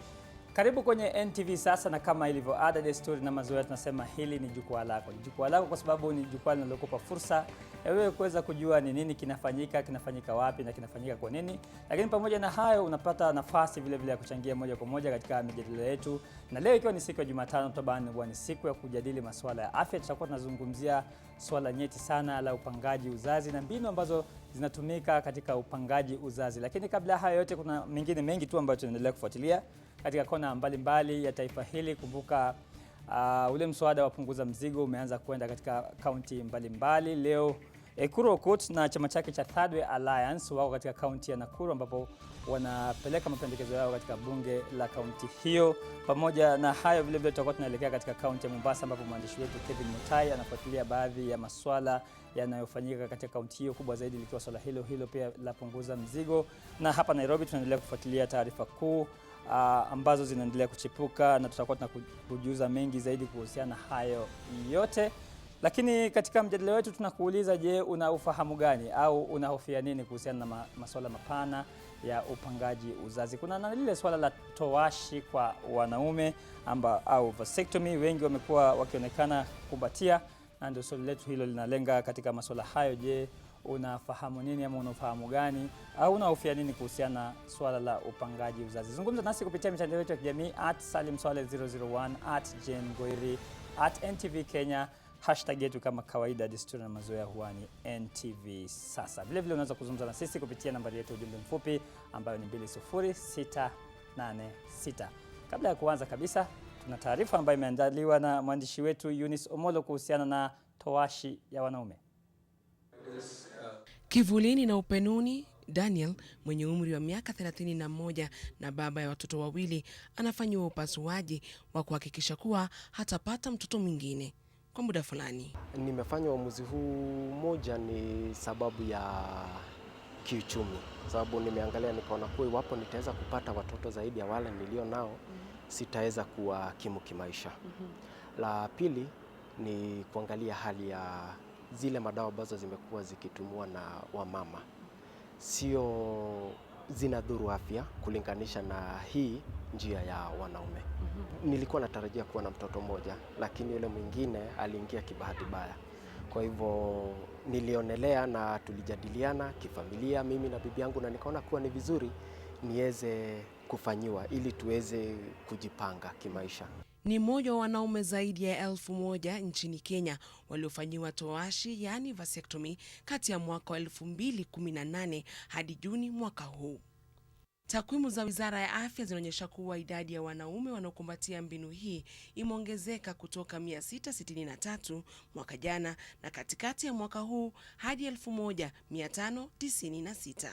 Aidha, kaunti ya Kakamega ndio inayoongoza kwa idadi ya wanaume waliohasiwa ambao sasa wamefika 1059. Kaunti zingine ni Nakuru ikiwa na wanaume 158, Tharaka Nithi 106, Nyamira 95, Uasin Gishu 85, Busia 82, Nairobi 80, huku kaunti ya Bungoma ikiorodhesha wanaume 69. Kaunti zingine zenye idadi ya juu ya wanaume waliofanyiwa upasuaji huo ni Kwale, Siaya, Meru na Kisumu. Swala la upangaji uzazi, hususan kutumia mbinu ya towashi, lilikuwa limeachiwa wanawake kwa muda mrefu, lakini inavyoonekana mambo yamebadilika. Naweza kubali nifanyiwe, maana yake hata sasa hivi nimebarikiwa watoto 3 na wale ambao wako nje pia kuna 2 watatu. The Bible is against this. I'm a Catholic moderator, and that one we are told no way, you cannot go for that. You can never be cut those. No, it can never be done. Huku towashi wa wanaume ukionekana kuchangamkiwa zaidi magharibi mwa nchi, hali ni tofauti kaskazini mashariki, kwani katika kaunti za Isiolo, Wajir, Garissa, Marsabit na Mandera hakuna mwanaume hata mmoja aliyekubali kutumia mbinu hiyo ya kupanga uzazi. Eunice Omolo, NTV, Nairobi.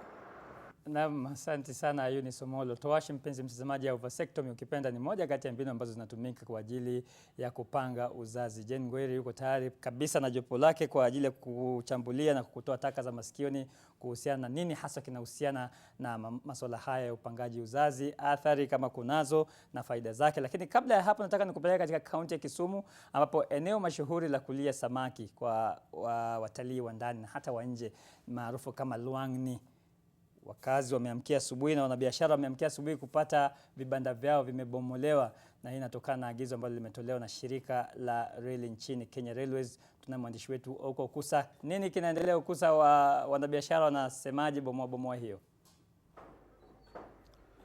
Swaleh, vile unavyosikia hapo nyuma ni ya kwamba ubomoaji bado unaendelea. Ni ubomoaji ambao ulianza jana usiku saa 4 na imekuwa ikiendelea mpaka sasa. Kumbuka hapo jana serikali ya kaunti ya Kisumu ilikuwa imewaita wale wafanyabiashara wanaomiliki vibanda na vioski, mikahawa ambazo zimejengwa katika ardhi ya serikali ya kaunti ya Kisumu na kuwapa hadi saa 4 usiku kuzibomoa. Na kwa hivyo hiyo ubomoaji ilianza wakati huo, wafanyabiashara wakiwa wameshikwa na uoga, na hiyo ubomoaji imekuwa ikiendelea hadi sasa vile nimekujulisha hapo. Na kuna wale wafanyabiashara pia wanao vibanda na mikahawa vile umetaja hapo zinazojulikana kama Mwangi, na hao wanamiliki ardhi ya Kenya Railways, yani shirika la reli ya Kenya, na hao walipewa notisi ya mwezi mmoja ambao itakuja kuisha mwezi ujao tarehe 12.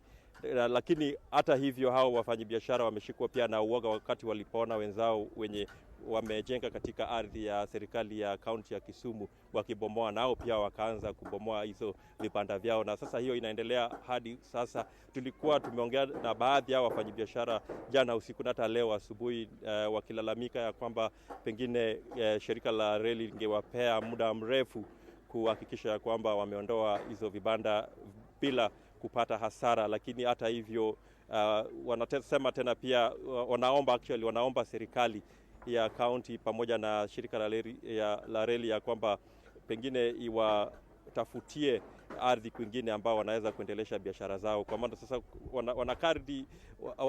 wanahesabu hasara kubwa sana vile wanavyotuambia hapa. Wanahesabu hasara kubwa sana, kwa maana tunaongea juu ya mikahawa kama 24 yenye ilikuwa imepatiana employment, yani imekuwa imeajiri watu wengi sana. Tunaongea idadi ya tuseme watu kama 1000 na juu.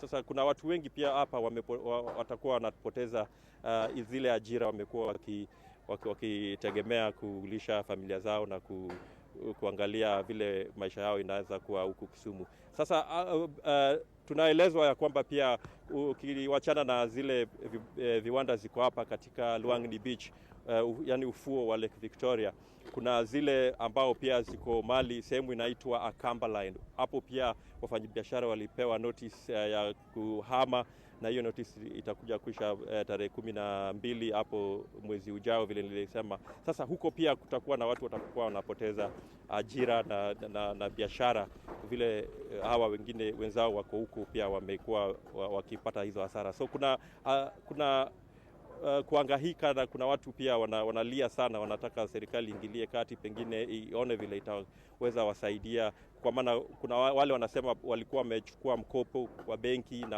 hawajapata nafasi ya kuzilipa. Sasa wanalia sana wakisema ya kwamba pengine wangepewa muda ili wajipange. Kwa sababu hiyo notice walipewa, wanasema ni ilikuwa imefika karibu sana, sasa inaangaisha kiasi. Kwako Swaleh.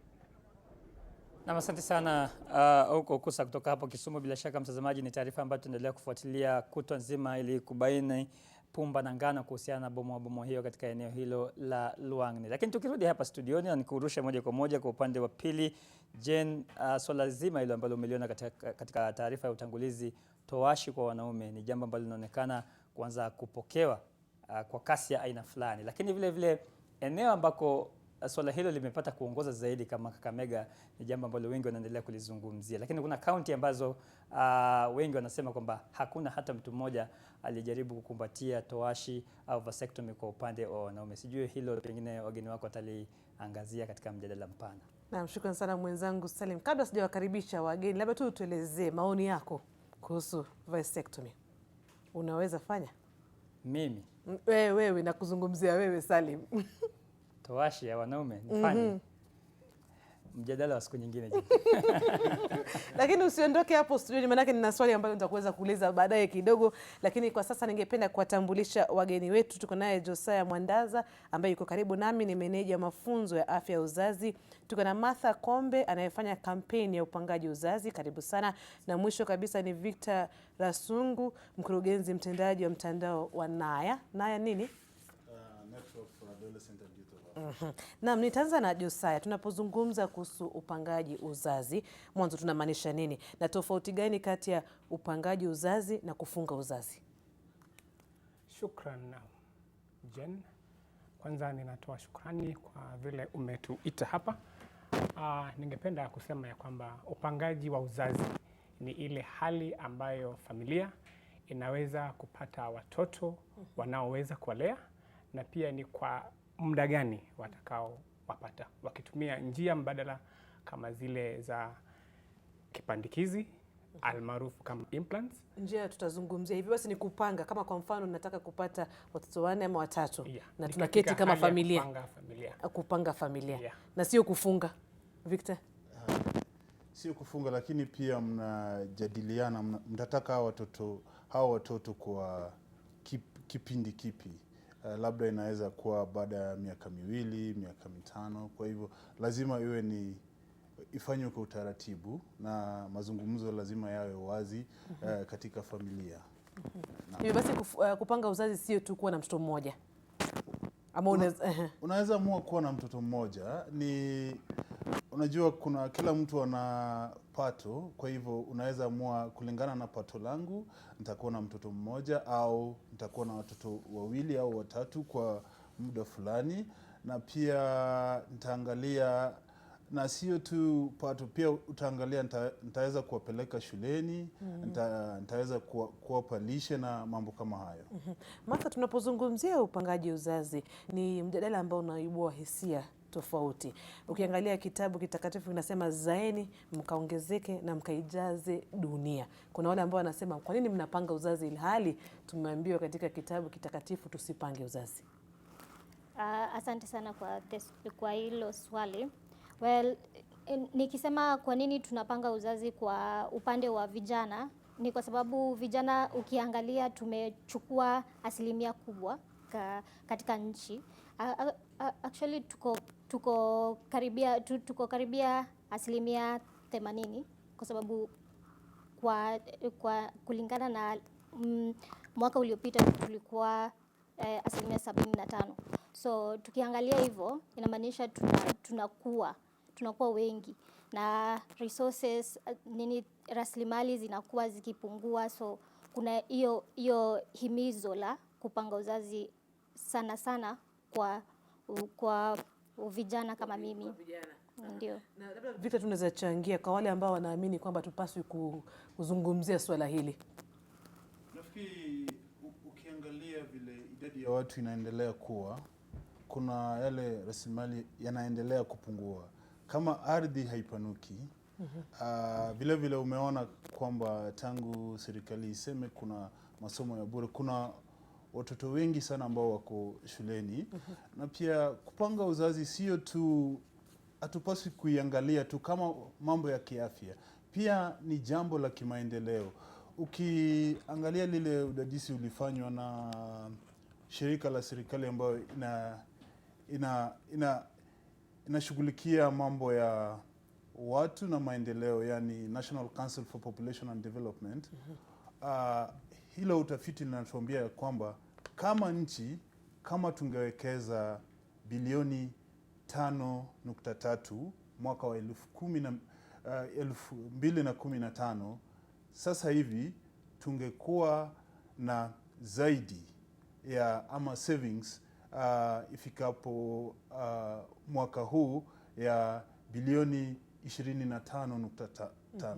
Kwa hivyo tunaona kwamba sio tu mambo ya kiafya, lakini pia kuna zile fedha ambazo tunaweza wekeza kwa sehemu zingine, na pia tunafanya wakina dada wawe na ule muda wanaotaka kupata watoto.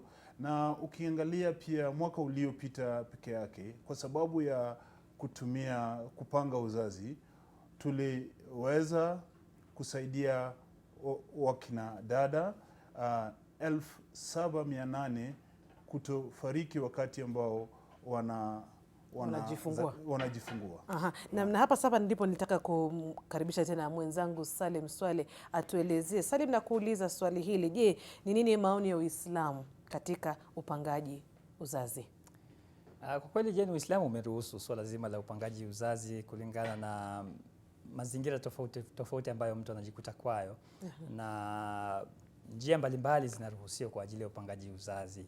Mimi si mtaalamu sana wa masuala ya dini, lakini ninachofahamu katika elimu ya awali ya madrasa ni kwamba swala la upangaji uzazi pia limependekezwa katika Uislamu. Kwa mfano, mama anapojifungua inapendekezwa kwamba ikiwezekana asipate ujauzito kabla ya kutimia miaka 2 ya ule mtoto ambaye amezaliwa kumaliza kipindi chake cha kunyonya. Baada ya mtoto kunyonya miaka 2, basi mzazi anaweza akapata mtoto mwingine. Lakini mjadala mpana ni kuhusiana na zile itikadi ambazo zinazunguka swala zima la upangaji uzazi. Wengi wanajiuliza upangaji uzazi una maana gani? Hali umenukuu baadhi ya nukuu katika vitabu vitukufu kwamba watu waje duniani na wazaane na wajaze dunia. Kwa hiyo pamoja na hayo, Uislamu unapendekeza na unasisitiza sana swala la kupatia watoto nafasi ya kuachana ili wazazi wapitie kipindi chepesi katika ulezi. Naam, shukran sana Salim, ameelezea vizuri jinsi dini ya Kiislamu inasema kuhusu upangaji uzazi. Joyce, hapo mapema tuliona taarifa kuhusu vasectomy. Na sasa nataka tuzungumzie mbinu mbalimbali za upangaji uzazi. Mwanzo kuna hiyo vasectomy tu, kwa mtazamaji ambaye hajui vasectomy ni nini. Vasectomy kwa lugha ya Kiswahili wanaita toashi. Hii ni njia ambayo mwanamume ndo tunakata ile mishipa ambayo inapitisha zile mbegu kabla ya kutoka kama shahawa kwenda kupatana na lile yai ambapo mimba inaweza kutokezea. Kwa hivyo vasectomy ama toashi ni njia ambayo tunakata tu ama kufunga ile mishipa ambayo inabeba zile mbegu. Na kuna wakati ambapo kama kwa mfano kwa wanawake unaweza acha kumeza zile dawa na ukashika mimba. Kwa mwanaume akifanya vasectomy ndio hivyo kabisa, mambo yako kuisha. Mwanaume tukishafanya hii procedure inachukua tu dakika kama 5 mpaka 15. Na tunapofanya hii procedure ni kwamba huyu mwanaume ataweza kuwa na miezi 3 kwanza, ambapo tutamwambia aweze kutumia kinga katika kipindi hichi, na baada ya hapo ni vizuri kwenda kwa maabara kupima mbegu tuone kama anapomwaga shahawa, je, bado kunazo mbegu ama hakuna. So baada ya miezi 3 tukishapima kwa maabara kwamba hakuna uwezekano wa mbegu ambayo inaweza kupatana na yai kwa mama, hivi inamaanisha huyu atakuwa hawezi kupea mwanamke ujauzito. Na Victor, kando na vasectomy, mbinu gani nyingine? Kuna mbinu kama kutumia mpira au kondomu. Hiyo ni njia. Alafu kuna zile ambazo pia watu hutumia kama tunaziita emergency contraception. Zile ambazo tunaweza hapa kwenye runinga yetu. Naam, zile za muda mfupi. Pia kuna zile za sindano na pia kuna zile za tembe za kila siku. Na kusema sindano ni unadungwa baada ya muda gani? Kuna zile tofauti kama kuna zile za baada ya miezi 3 au miezi 6. Miezi 6 hivi unaweza dungwa na kisha uendelee kushauriwa na mhudumu wa afya.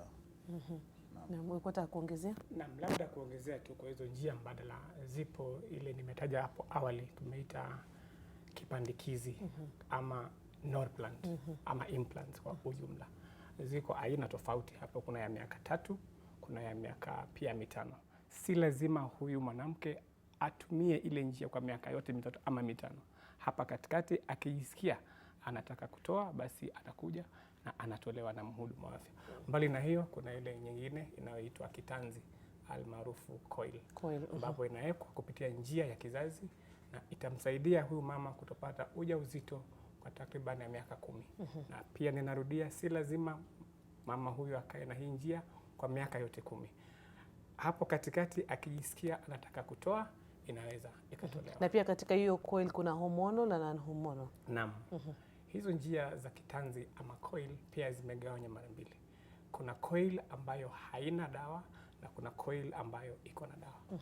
Zile ambazo ziko na dawa zinafanya tu kazi kama sindano ama hizo vipandikizi ama hata tembe. Na zile njia za coil zenye ziko na dawa nyingi ni za miaka 3 na miaka 5. Martha, nini kilikufanya uamue kuwa unafanya kampeni ya upangaji uzazi? Kwanza nikianzia mimi ni President Youth Advisory Council Nairobi City County. Na tunaangalia ambapo reproductive health in general, maslaha ya reproductive health in general kwa vijana Nairobi City. City yetu.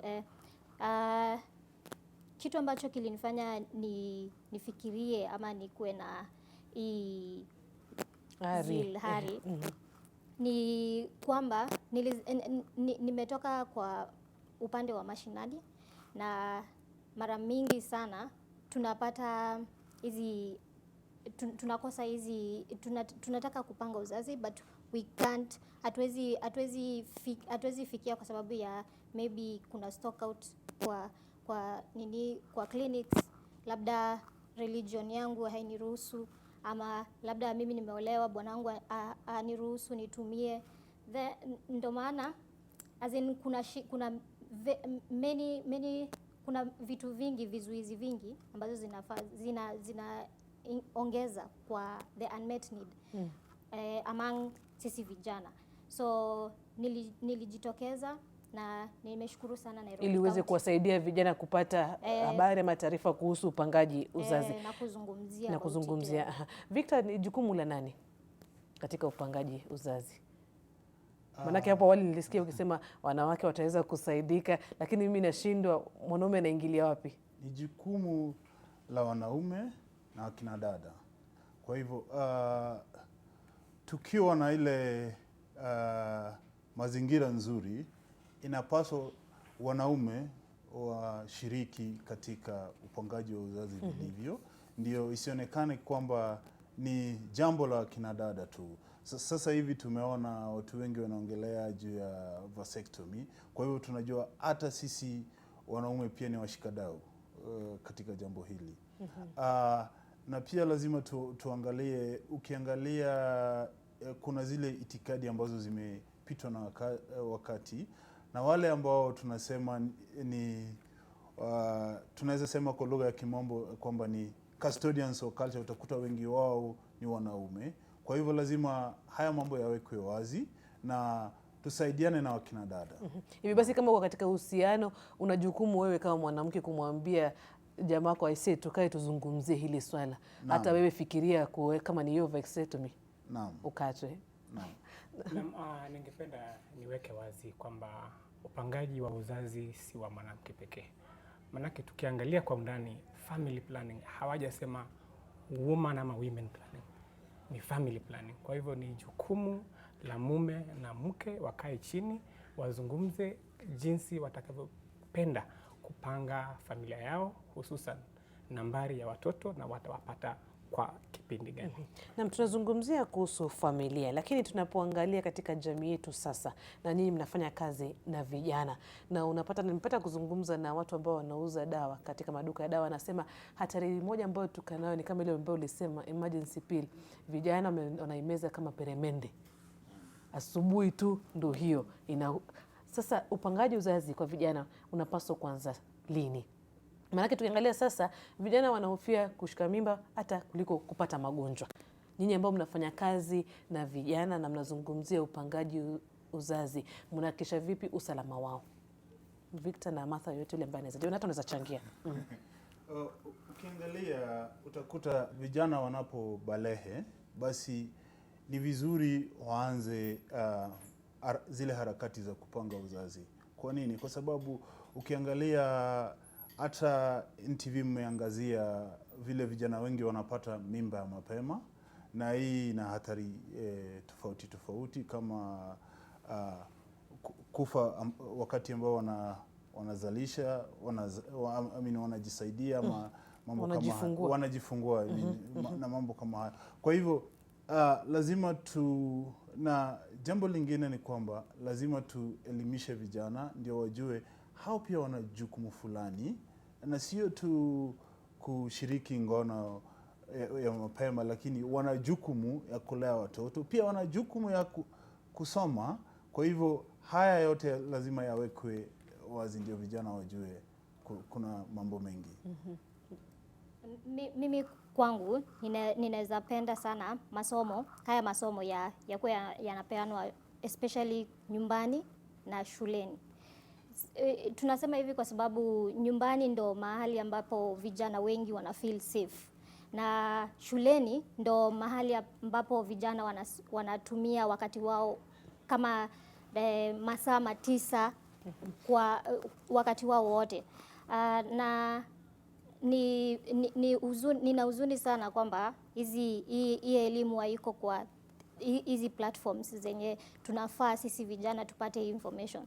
Ndio maana unapata mimi naenda kwa rafiki yangu Wangeshi, then Wangeshi ananiambia tumia P2, it's the easiest. So government, naweza sema government yetu kama Kenya, we are a sick nation. Sisemi kwa ubaya, lakini we are a sick nation, and hizo interventions zenye tunatumia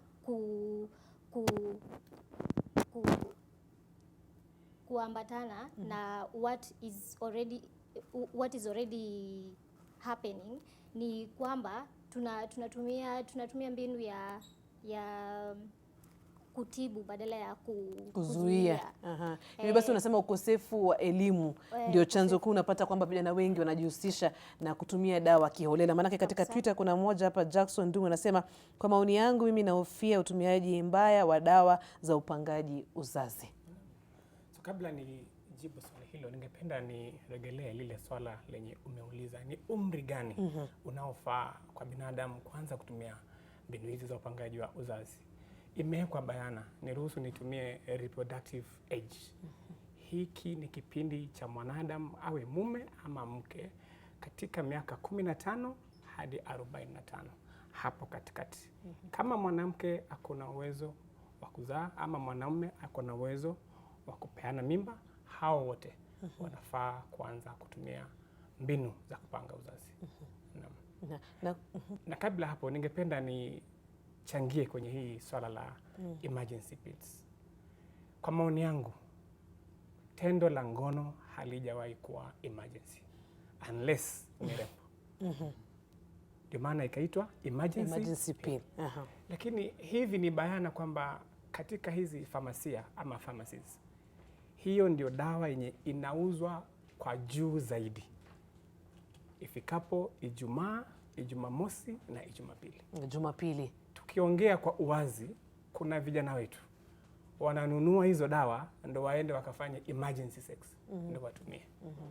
Sasa ni vibaya kutumia emergency pill ukisema unaiweka kutoa family planning. So ni vyema kutumia mbinu ya family planning, lakini tusitumie emergency pills ovyo ovyo. Manake imekuwa ni kama tu tabia. Ikifika weekend, vijana wetu ni kuchukua hizo e-pills na kuweka tu kwa mfuko. Wakishafanya ngono, anameza e-pill, anameza e-pill. Na nyinyi kama washikadau katika sekta hii ya upangaji uzazi, je, mnafanya nini? Kuna sheria ambayo mmeweza kupendekeza hata kwa wale ambao wanauza dawa katika maduka ya dawa kwamba kuweze kuwa na isiuzwe tu hivyo kiholela? Kenya naweza sema tuko katika bongo la biashara. Na ni vigumu sana kuambia mwenye famasia asiuzie mtu fulani dawa fulani. Lakini imeandikwa hata kwenye yale maelezo kwamba hii dawa basi isitumike tu bure bure, na wamepeana mwelekezo kwamba katika ndani ya miezi 3 at least unaweza tumia mara moja. Lakini hivi tukizungumza na wewe, kuna wengi wametumia hata zaidi ya mara 2 ndani ya mwezi mmoja. Madhara yake ni gani? Madhara yake iko na uwezo wa kubadilisha hata ile damu ya mwezi. So hedhi ya huyu mwanamke itakuwa haieleweki. Inaweza kuja mapema ama ikuje kuchelewa, na itamchanganyisha zaidi yule mwanamke, ambapo hataweza kujua ni lini yuko salama, ni lini anaweza pata mimba. Zaidi ya hapo pia imeandikwa vizuri hapo kwamba iko na uwezekano wa kuleta hizi mimba tunaita ectopic pregnancies, ambayo ni mimba yenye itashika nje ya ile nyumba ya mtoto. Nyumba ya mtoto. Yaani labda kwenye mishipa ama kwengineko. Na mtazamaji, basi tuendelee na mada yetu. Tunazungumza kuhusu upangaji uzazi. Kumbuka unaweza kusema nasi kupitia mitandao ya kijamii Facebook, Twitter @JaneNgwiri, @Salim Swaleh, @NTV Sasa, na pia baadaye kidogo nambari za simu zitafunguliwa. Unaweza kupiga simu na kuuliza swali au kuchangia katika mada yetu ya leo. Lakini kwa sasa nataka kupeleka katika kaunti ya Mombasa. Tuungana naye Kevin Mutai.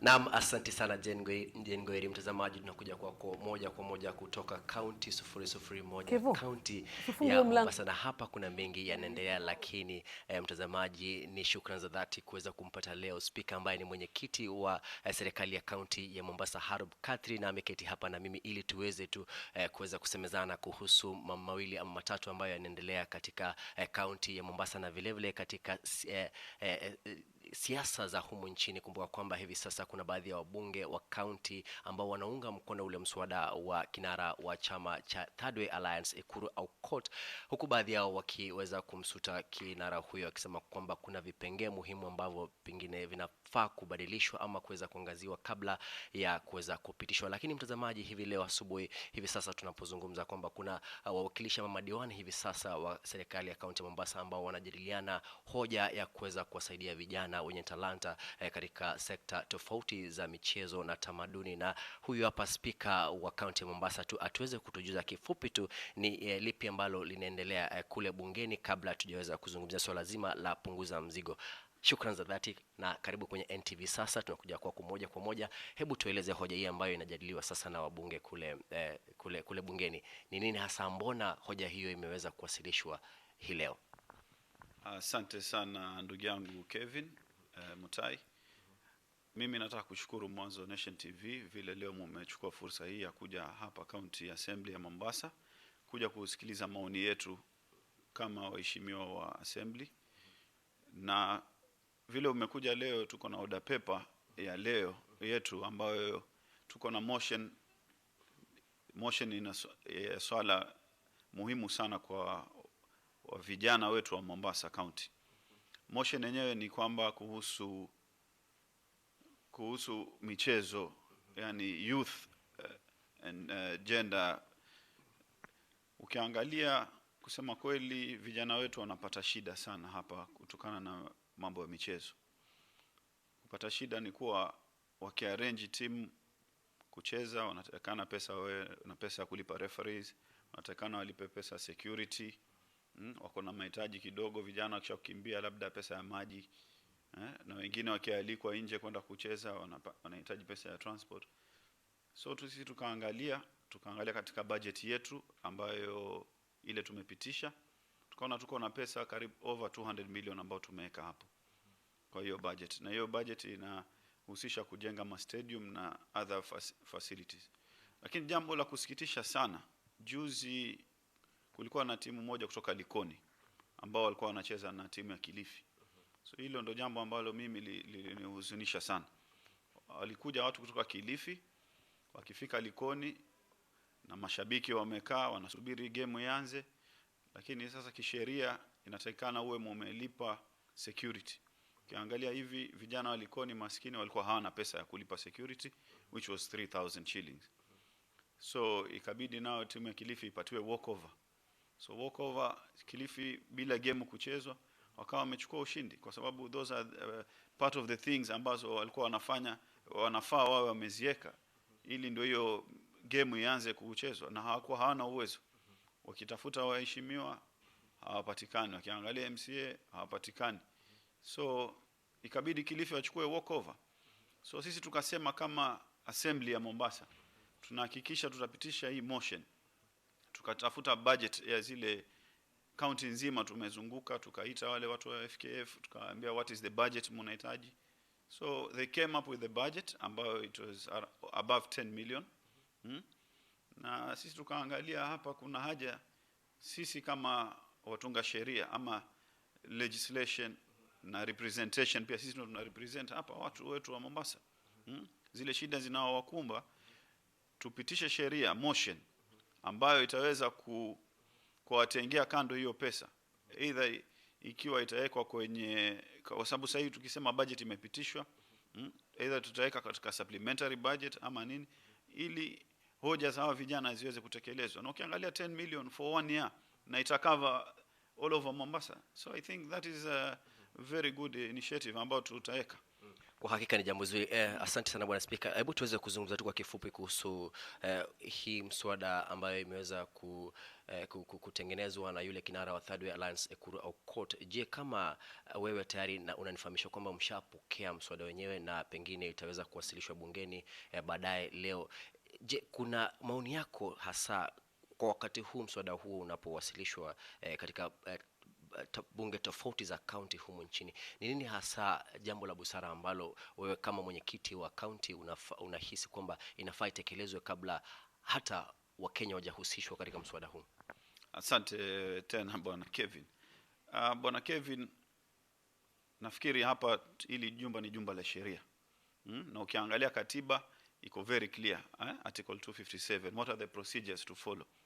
So sisi tumepokea huo mswada kutoka kwa IBC. It's a bill ambayo draft bill imeletwa, nimehakikisha tumepokea na leo tumeileta katika bunge kama message to the members, ambayo that is the procedure. So tunaileta kama message, alafu inakuja kama bill, first reading, ambayo members the clerk will read the bill, and then from there we'll allocate it to the committee concerned, which is a committee of the legislation, and there is a committee of legislation ambayo tutaiallocate kwake hiyo mswada. So the procedures are going to be followed for the bill, ambayo ikitoka kwa committee nao watakalia chini, waseme hii kitu it is a bill, so any bill lazima iende public participation. So sisi kama bunge hapa hatuna kitu yoyote ya kuongelea kuhusu hiyo. Sisi tutaipeleka kwa wananchi, ambayo invite I think next week by Thursday ama Friday, pale Tononoka. Tutaita wananchi wote wa Mombasa, tuambie bwana kuna hii bill imekuja, so tukaeni chini tuifungue hii bill ndani, tuangalie kweli yale mahitaji yetu ambayo ilikuwa tunasema kila siku kama sisi kama watu wa Coast na sisi watu wa Mombasa vile tumeachwa kando, yamo ndani ya hii bill ama hayamo. Wananchi wakisema kweli tumeridhika na hii bill, then we will follow the next procedure, which Lakini pengine kwa kifupi tu, kuna baadhi ya hisia kwamba iwapo mswada huu utaweza kupitishwa, kuna wale wanasiasa ambao watahisi kwamba nafasi zao zitaweza kupokonywa. Je, pengine wewe kama speaker unahisi vipi? Kwa mfano, kuna baadhi yao wanasema kwamba watapoteza viti vyao vya kisiasa, lakini kumbuka kwamba ni mswada ambao mnahusisha nyinyi na vile vile utaweza kufikishwa katika bunge la kitaifa. Unahisia zipi? Hisia zangu, nafikiri wewe wananchi wote wa Jamhuri ya Kenya wameweza kuona kuwa wanasiasa ama MPs, people are selfish. Hiyo for sure, everyone have seen that. People are selfish. Na ukiangalia hii, ukiniuliza kimaoni yangu mimi, kuna mambo ambayo ni advantage mingi ambayo kwa wananchi kusema kweli hii kitu, lakini sasa kuna mahali itafika, sioni ikienda mahali. Manake ukiangalia tu juzi, within 1 month there is an issue ambayo ilikuwa imekuja kwa parliament, ambayo koti ilikuwa imekataa, SRC wamekataa waongezewe hiyo allowance zao, lakini wao wenyewe wakaenda kama watunga sheria wakasema no, hii kitu wacha sisi tupitishe na tulipwe. So sasa kitu kama hii ukisema kweli waheshimiwa wapunguzwe from 400 to 157, kweli wewe ukiangalia Kevin, ni kitu inaweza pita? Unajua, tusidanganyane, tuongee tu ile what is the reality. So mtazamaji, huyo ni spika wa serikali ya county ama bunge ya county ya Mombasa, na niko kifupi tu tumeweza kusema naye kuhusu baadhi ya mambo yanayojiri katika serikali ya county. Kumbuka kwamba ni mswada ambao utaweza kuwasilishwa bungeni leo ama baadaye leo kidogo, na vile vile kumbuka kwamba wabunge wa county ya Mombasa wameweza kupitisha mswada ama hoja ambayo itawasaidia vijana wenye talanta tofauti kuweza kujifanikisha kimaisha. Na mtazamaji, tutaweza tu kufuatilia na yanayojiri katika county hii na tutakupasha zaidi katika habari zetu za hapo baadaye. Kwako Jen. Shukran sana mwenzangu Kevin Mutai akiwa katika kaunti hiyo ya Mombasa. Tukirejea hapa katika kaunti ya Nairobi, tunaenda mada yetu leo, tunazungumza kuhusu upangaji uzazi. Nitasoma baadhi ya maoni katika mtandao wa Twitter. Marie Stops Kenya nasema tunaweza kufanya vipi kuhakikisha kwamba wanaume pia wanashiriki katika mazungumzo haya ya upangaji uzazi? Victor utamjibu. Na kuna mmoja hapa amesema tumeshanuka, mambo ya vasectomy no, siwezi kubali kabisa. Evelyn anasema elimu ni muhimu katika upangaji uzazi hasa kwa vijana. Maanake unapata vijana wengi wanafariki kutokana na uviaji mimba ambao sio salama, yani wanafanya abortion sana. Martha Amdo anasema mume akifanya vasectomy halas huzai tena, hiyo sio kupanga uzazi bali kuua kizazi milele.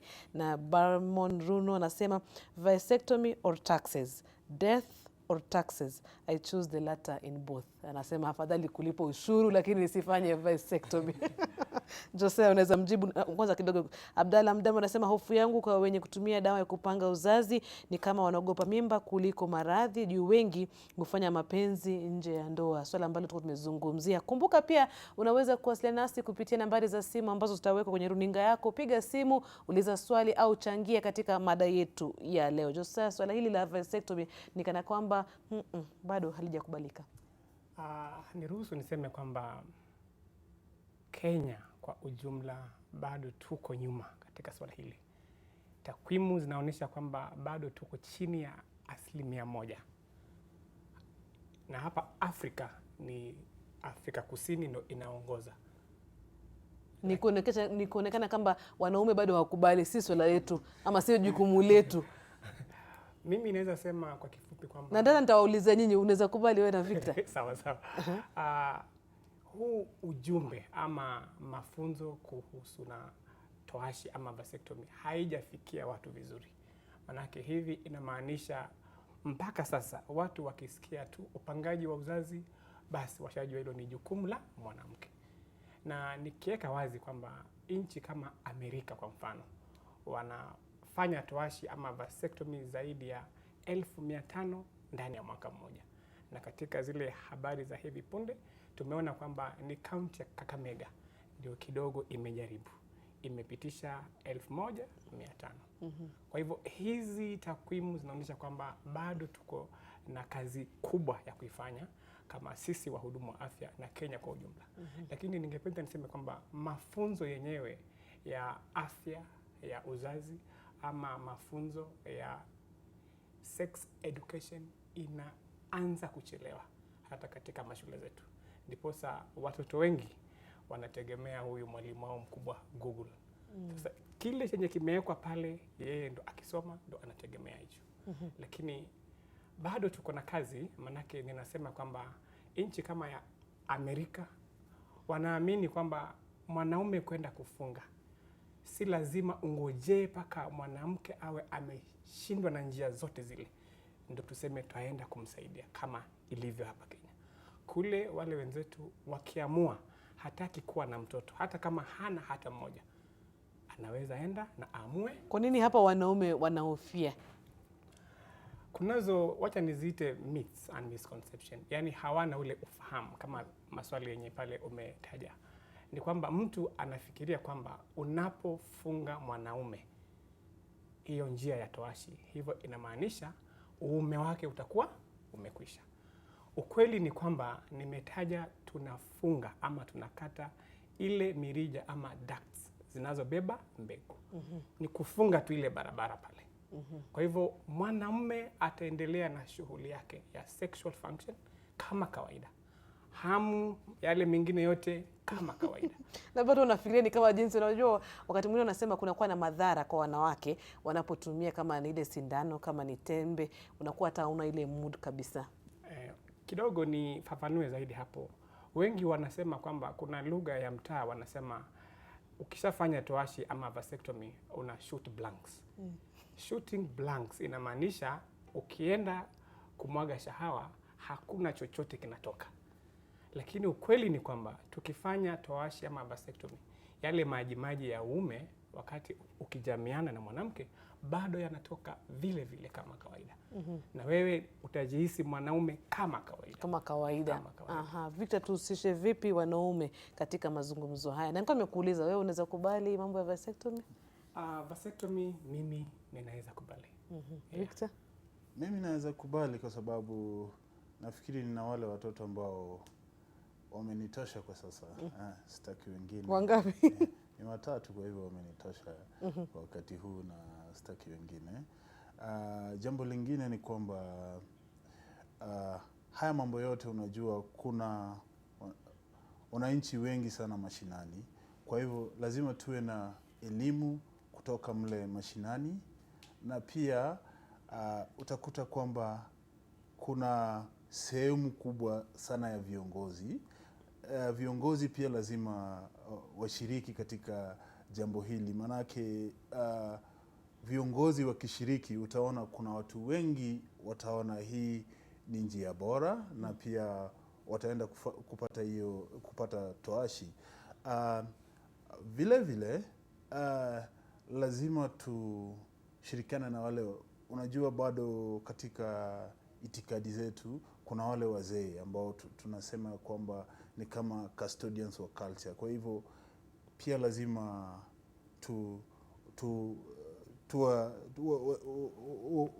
wa involve katika jambo hili. Na katika kila kituo cha afya inafaa pia tuwe na mafunzo, ndio watu wajue kuna madhara gani ukifanya toashi, na vile vile kuna uzuri gani pia. Na hapo ndio swali ambalo pia nataka Martha azungumzie. Swala wengi wanaofia upangaji uzazi kutokana na madhara. Na wengi wanauliza, je, ziko salama? Kuna madhara, lakini unajua kile ambacho ni kizuri pia lazima kiwe na madhara. Madhara ni kama nini kwa mfano? Kama kwa kina dada utakuta kwamba kuna wale ambao watatokwa na hedhi zaidi. Kuna wale ambao watapata maumivu ya kichwa na mambo kama hayo.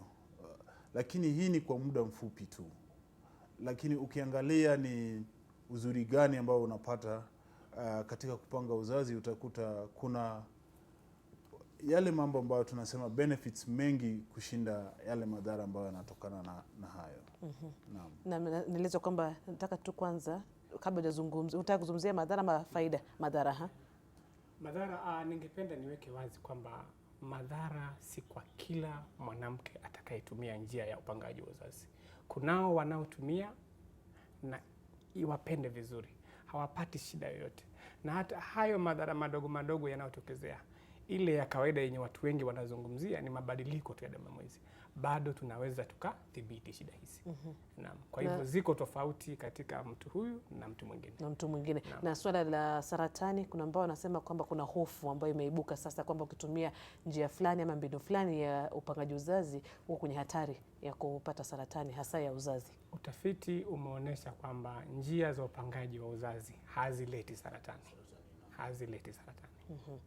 Naam. Haya basi mtazamaji, tunaenda mada yetu, tunazungumza kuhusu upangaji uzazi. Ni muda wa kupata matangazo ya kibiashara, lakini tukirejea sasa tutaweza kupokea simu kutoka kwako pamoja na kuzungumzia faida ya upangaji uzazi. Endelea kuwa nasi.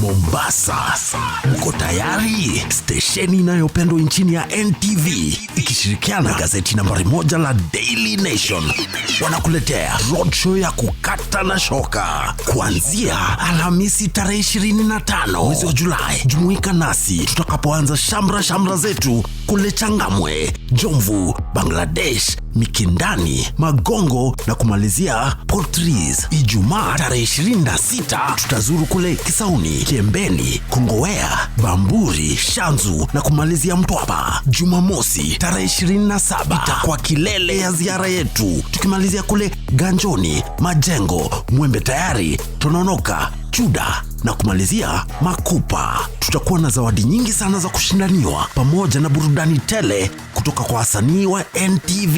Njoo utangamane nasi, tujuane na pamoja tusherekee Nation Media Group inapofikisha miaka 60. Endelea kutazama NTV kila siku na usome gazeti lako ajuadi la Daily Nation ili tukufahamishe na kukuburudisha.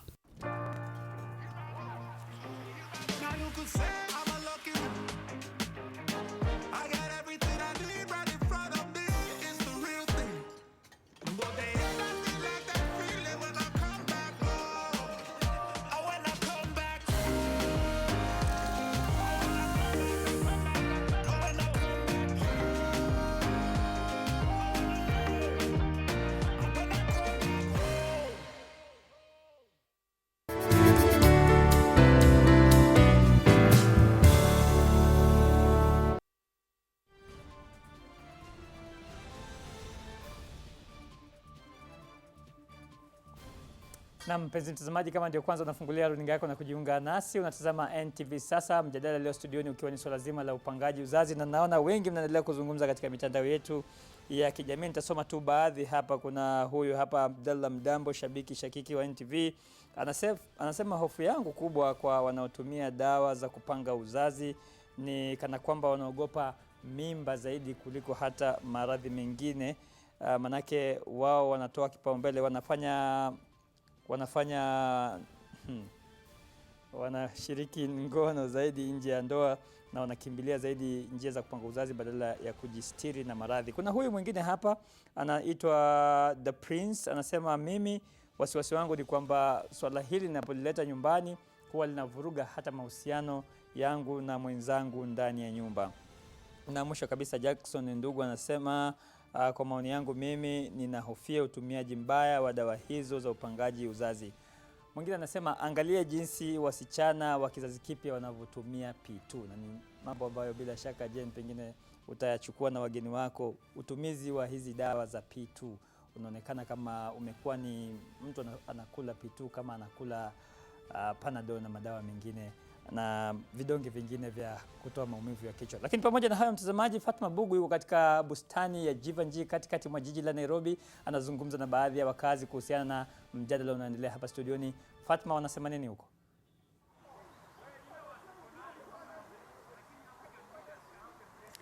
Takriban wasichana 50% wameweza kushiriki ngono wakiwa na miaka 20 hadi 40, na jambo hili limeweza kuchangia mimba za mapema katika maisha yao, na imechangia pia uavyaji mimba wingi ambao umekithiri katika maeneo mengi. Na pia swala hili kumeanzishwa kampeni tofauti tofauti za kuweza kusaidia katika kuhamasisha wanawake pamoja na wanaume kuhusiana na swala la upangaji uzazi. Na pia swala hili pia limeibua hisia mseto miongoni mwa watu tofauti tofauti kuhusiana ni vipi upangaji uzazi unaweza kusaidia siku za mbeleni na hata wakati ambao tulioko saizi. Utakuta watu wengi wanatumia mbinu tofauti tofauti za upangaji uzazi. Ukiangalia katika wanawake hutumia wengine huweka sindano, wengine hutumia tembe, na pia wengine ushiriki ngono kwa kutumia kondom. Na pia ukiangalia wanaume pia kumekuja mbinu yao ya upangaji uzazi ambayo inaitwa vasectomy kwa lugha ya Kimombo. Na kando yangu niko na wanaume kadhaa ambao wataweza kutuelezea ni vipi wanaweza kutumia mbinu kama hii, ama wanaiamini vipi na kama wanaweza itumia pia wao. Na utaanza na majina yako alafu tuelezee, je, unaweza kutumia njia hii ya vasectomy katika kama njia ya upangaji uzazi? Kwa majina naitwa Francis David Akwale. Nafikiri siwezi tumia hiyo njia hata kidogo. Nitakuwa nimeenda kando na Biblia vile ilisema. Tuliumbwa, tukaletwa kwa hii dunia, tujaze dunia. Sasa si tumeleta nayo maumbile yetu ingine. hatutaki kuzalisha. Kitu ya kwanza, unaweza zaa watoto hata watatu. Kuna watu washaizaa watoto mpaka 10. Hao watoto wote wakaaga. Sasa wewe kama umefunga ule mshipa, mtoto mwingine utatoa wapi? Itabidi ndugu yako akuzalie, ama ununue mtoto, ama utatoa wapi mtoto? Na je, unaweza kumshauri mke wako aweze kutumia mbinu za upangaji uzazi ili muweze kudhibiti idadi ya watoto ambao mnataka kupata? Kwanza wewe, unaweza mshauri mke wako? Siwezi mshauri, kwa maana hizi shindani siku hizi zimeleta magonjwa ya pressure. Karibu kila mwanamke sasa ana pressure. Na ukiangalia hii pressure ikukua. Hii pressure imeletwa na hizi vitu za kupanga uzazi. Ukiangalia mwili zao vile zimefura siku hizi, hata si atu wamenona. Mwili imefura na inakaa kama mawe. Hata wewe mwenyewe ukilala na wewe unashika hivi ni kama umelala na mawe. Ana starehe. Maana ile hamu ya ngono pia imemtoka. Ukishika hivi ni kama hata huna mtu pale. Inabidi uoe tena. Asante sana. Niko na mwingine ambaye atatuelezea kama pia naye anaiamini njia hii ya upangaji uzazi na kama anaweza pia kuitumia. Anza na jina lako. Mimi kwa majina naitwa Robert Kiberenge. Na ile kitu mimi nasema, mimi siamini hii njia ya ambayo mnasema ya vasectomy. Kulingana na itikadi na mila za jamii yangu ambayo ni Waluya, sisi hatuamini katika hizi njia za wanaume kupanga uzazi kwa kutumia vasectomy. Nafikiri ni njia ambayo inahitilafiana na utamaduni wetu. Kwa hivyo mimi ningependa tu kama ni kupanga uzazi pande mwanaume kuendelea kutumia ile njia asili ama natural kwa Kiingereza, kuzuia tu yani naturally ile njia asili. But kumekuwa na kama unavyojua kuna njia tofauti ambazo mtu hutumia katika upangaji uzazi, lakini pia unafaa kuzingatia kwanza kuna mambo unafaa kuzingatia kama afya yako na njia unaotumia kama kweli inaweza kukusaidia. Maana zingine unakuta unatumia lakini unapata kwamba mwisho wake unapata mtoto na zinashangaza. Na pia unafaa kuhusisha mtaalamu wa mambo haya upangaji uzazi ambaye anaweza kukuelekeza ni njia gani bora unaweza kuitumia ili iweze kukusaidia. Na pia kama siku za mbeleni ungependa kupata mtoto, ni vipi njia hiyo unayotumia itaweza kukusaidia ama inaweza kukuathiri siku za mbeleni. Nitarudi kwako studio.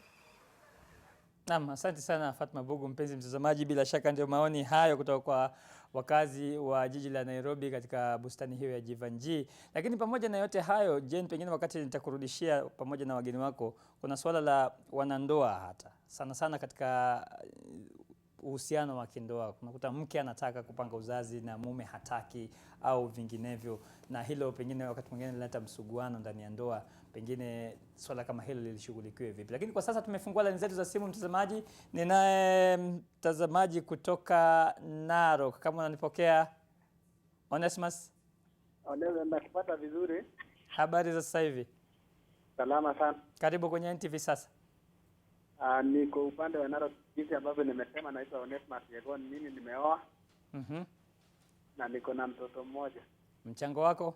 Lakini kwa mchango wa kiti, maneno ya vasectomy ninakataa. Kwa nini?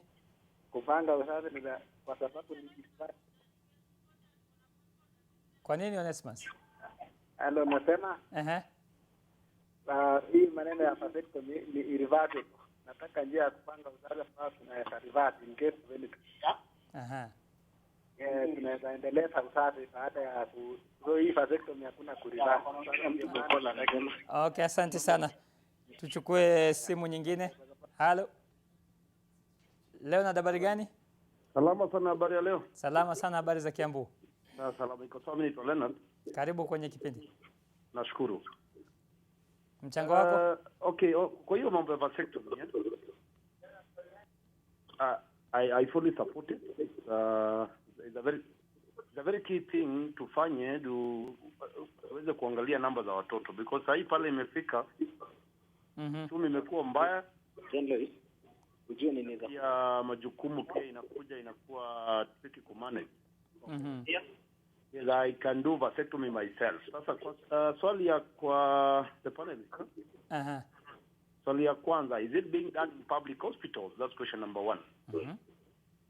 If it's being done in public hospitals, what's the cost for it? Ndio. One guy has spoke about follow-up procedures. Is that what the cost for that follow-up procedure, or is it being given for free by like it's being done to women? Yes, because for now, yes, I understand it's a mechanical process which could be so which could not be as harmful as it is when it goes to women.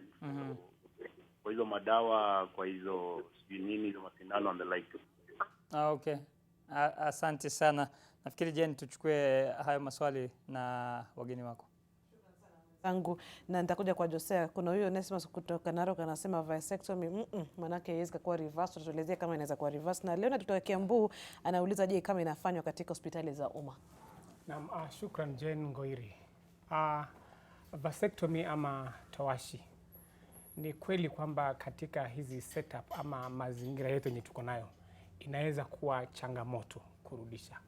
Hapo awali nimesema kwamba ni rahisi kuifanya, manake inachukua dakika 5 mpaka dakika 15. Lakini kama ni lazima tuirudishe, inamaanisha basi ni ile mishipa, na tujue ni midogo sana, ambayo tu kazi yake ni kupita tu zile mbegu. Hiyo sasa itataka madaktari wenye weledi wa juu, na pia mahali ambapo vifaa vitapatikana ndio tuweze kurudisha. Na operation ile basi inaweza chukua zaidi ya hata masaa 3 kurudisha. Na je, inafanyika katika hospitali za umma? Towashi katika facility za umma ni kwamba hii huduma iko iwapo madaktari wenye wanafanya pale wameshafundishwa jinsi ya kupeana huduma hii. Na Martha, tu kwa ufupi, kwa ule ambaye alikuwa anasema kwamba wanawake wanaongeza uzani, wanapoteza hamu kutokana na utumizi wa upangaji uzazi, utamwambia nini? Kama kuambatana na kitu ambacho mwenzangu Josaya amesema, ina depend na mtu binafsi, kwa sababu mwili ni tofauti. Mwili wangu unaweza react differently na huyu mwingine, na ndio maana tunahimiza watu ama wanadada ambao wanataka hizi njia za kupanga uzazi wafuatilie maagizo ya clinician, na usinunue hizi madawa katika chemist, kwa sababu chemist hawatakupatia the actual information, ambapo na pia hizo tests na tests za uzani, za pressure, hizo katika hazitafanywa katika chemist ambazo sasa tuko nazo. Na Victor, nataka tuende Eldoret, lakini kabla ya hapo nielezee swali ambalo alikuwa ameuliza Salim. Mnataka kuzungumzia upangaji uzazi, wewe kama mwanamke unataka, mwanaume hataki, mtafikiana vipi? Jambo la kwanza, tunapaswa kujua ya kwamba ni haki ya mwanamke kuenda katika kituo cha afya kupanga uzazi. Kwa hivyo ili tuwe na uwiano nzuri tu katika familia, lakini si lazima ushauriwe kama mwanaume ya kwamba mwanamke anaenda kupata hii njia ya kupanga uzazi. Ni jukumu lake, maanake ni yeye anajua ni muda gani ambao umefika, na pia lazima tuwe katika ile jamii ambayo tunasema wanawake wana uhuru wa kuenda pahali wanataka na kufanya vile ambavyo wanataka na mwili zao. Sio tu kwamba lazima tuwe kila kitu mwanamume akisema ndio aendelee mbele. Haya, kwa sasa mtazamaji, nataka kukupeleka katika kaunti ya Uasin Gishu mjini Eldoret. Tuungane na mwenzetu Lois Wangoi ambaye yuko hapo na wageni akiwemo Daktari Lois Wangoi. Kama unanipata, ningependa umuulize daktari, kwa mfano wewe ni mama ama msichana ambaye unataka kutumia njia ya kupanga uzazi, ndajua vipi gani ambayo inanifaa mimi?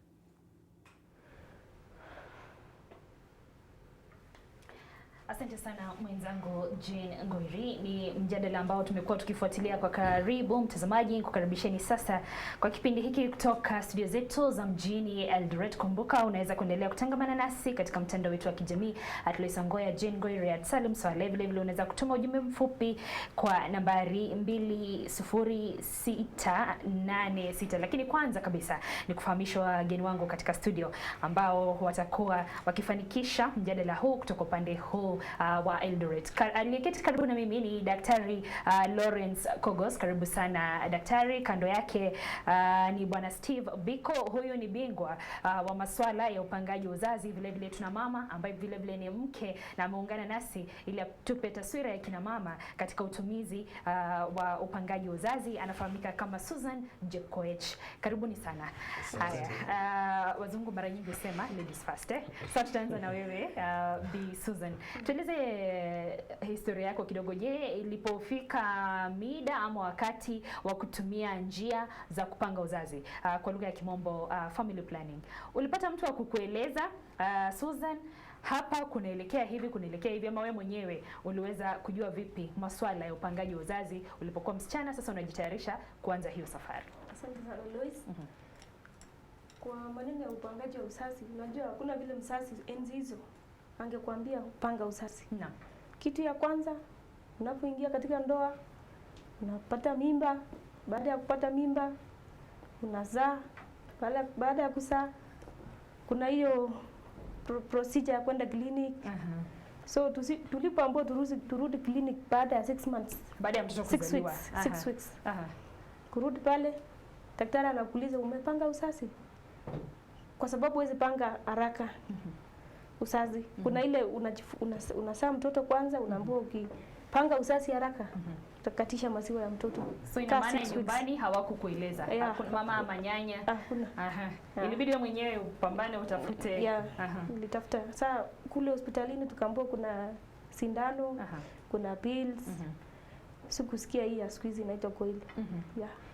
So nikachukua pills. Walisema hiyo ndio imalize maziwa ya mtoto. Na je, ni jambo ambalo ulikuwa umeanza kupata kujua kuhusu masuala ya kupanga uzazi, pengine ukizungumza na marafiki ama watu wa umri wako? Ni jambo ulikuwa umeanza kupata kujua mawili matatu, ama daktari ndio kabisa ndio alikwambia ndio ukaanza kujua kuhusu ulimwengu wa upangaji uzazi? Daktari. Baada ya kusikia sasa kutoka kwa clinical officer, baadaye nikatafuta daktari wangu, nikamuuliza nikani kenye naweza tumia kupanga uzazi. So akanielekeza, akaniambia kuna hiyo coil, kuna hiyo pills. Baada ya mwaka 2 sasa nilitumia pills for 2 years. Na pengine nirejee kwako Daktari Kogos. Jane Ngoiri alikuwa na swali, pengine utufungulie na hilo. Je, anayetumia mbinu ya uzazi ataweza kujua vipi atumie gani, ama kama daktari utatumia njia gani ndio uweze kumwambia wewe usitumie hii, tumia hii? So ile kuchagua mbinu ambayo utatumia ya uzazi inategemea sana na maneno mengi. Ya kwanza labda ni lengo lako. Kuna ule ambaye amemaliza maneno ya uzazi na angependa kupanga na method ambayo ni permanent kwa sababu amemaliza kazi ya uzazi na hivyo angependa maybe kufanyia operation afungwe ama awekwe zile ambazo tunaziita long term za miaka 10 na kwenda mbele. Kuna yule pia ambaye anataka kuspace watoto but anataka kuweza kupata mimba wakati wa haraka akiamua. So pia tunachagua method ambayo tukitoa anarudi katika ile hali ya fertility na haraka. Alafu kuna pia yule ambaye anataka hana watoto lakini anataka kujikinga, labda msichana mdogo, na anataka method ambaye haitakuwa na many side effects, ama ile method ambaye itamwezesha ile wakati ameamua, then tutachagua hiyo method. La pili kulingana na mtu mwenyewe. Mtu anaweza kuwa labda na magonjwa mengine ama kwa mwili yake ambaye inaweza fanya method fulani kama hormonal methods, kama mtu akona kitu kama DVT hata penda kutumia hiyo. So ile tunafanyanga ni ile tuna assess mtu na tunaongea na yeye kulingana na ile circumstances yake mwenyewe, ndio tunachagua method. Haya, na pengine tukuje kwako Bwana Steven Biko. Awali kabla tuende hewani, ulinieleza kwamba wewe kama bingwa wa masuala ya upangaji wa uzazi umeweza kutangamana na vijana, na umeniambia ni kweli kwamba vijana wanatumia njia za upangaji wa uzazi, na pengine ni swala bado ni tatanishi kidogo. Je, ni kweli na kwa mtizamo wako ni vijana wa umri upi wamekuwa wakikuja kwako wakitafuta mawaidha ya mbinu za kutumia masuala ya upangaji wa uzazi? Upangaji wa uzazi bila ambavyo umesema, ndio vijana kuna wale ambao wanatumia. Na kwanza kuileta into perspective, ningependa kusema kwamba tunapozungumzia kupanga uzazi, ni vyema tuweze kuelewa sio kuhusiana tu na mbinu. Naam.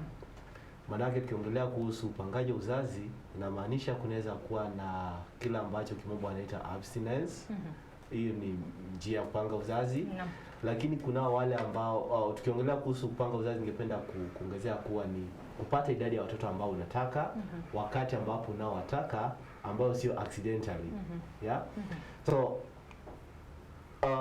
wale vijana ambao naweza sema kwamba pengine wanahusika katika hii ni katika hizo categories tofauti. Kwa hivyo level ya kwanza inaweza kuwa ni kutaka kujua ni jinsi gani mtu anaweza kuzuia kutoweza kupata mimba. So the aspect ile ya abstinence inaingilia hapo. Lakini kuna wale ambao tayari wameshaanza kujihusisha katika masuala ya ngono. Sasa hapo ndio pale ambapo kizungumkuti kinaingia. Manake utakuta kwamba vijana wengi wanaanza kujihusisha katika masuala ya ngono katika umri mdogo zaidi. Hivyo basi anapojihusisha katika masuala na hajaweza kujua ni jinsi gani anaweza kujizuia kutoweza kushika mimba, basi ako exposed katika ile hali ambapo anaweza kushika mimba wakati ambapo hajatarajia. Na pengine kwa kutupa mifano tu, wengi ambao wanakuja kwako ambao ni vijana wanakuja wakiwa katika umri upi ili tupate taswira? Vijana ambao wanahusiana nao ni vijana kuanzia wengi wa kati ya umri wa miaka 14 hadi 24. 14. Yes. Hata wa 14 alifika. Alikuwa peke yake ama alikuwa na mzazi? Vijana wanakuja peke yao, kuna wale ambao wanakuja na wazazi. Lakini wengi mara mingi wanajua kwa sababu swala la mambo ya upangaji wa uzazi ni swala ambalo kawaida nyumbani haizungumziwi. Kwa hivyo kama kijana hana mtu ambaye anaweza zungumza na yeye kule nyumbani kama mzazi, basi lazima atafute mahali kwingine ambapo anaweza kuzungumziwa. Na kwa sababu pia mimi nahusika katika nafanya kazi katika health facility, inamaanisha ya kuwa vijana wanaweza wanakuja pale na kuweza kutafuta mawaidha, kuweza kusikia na basi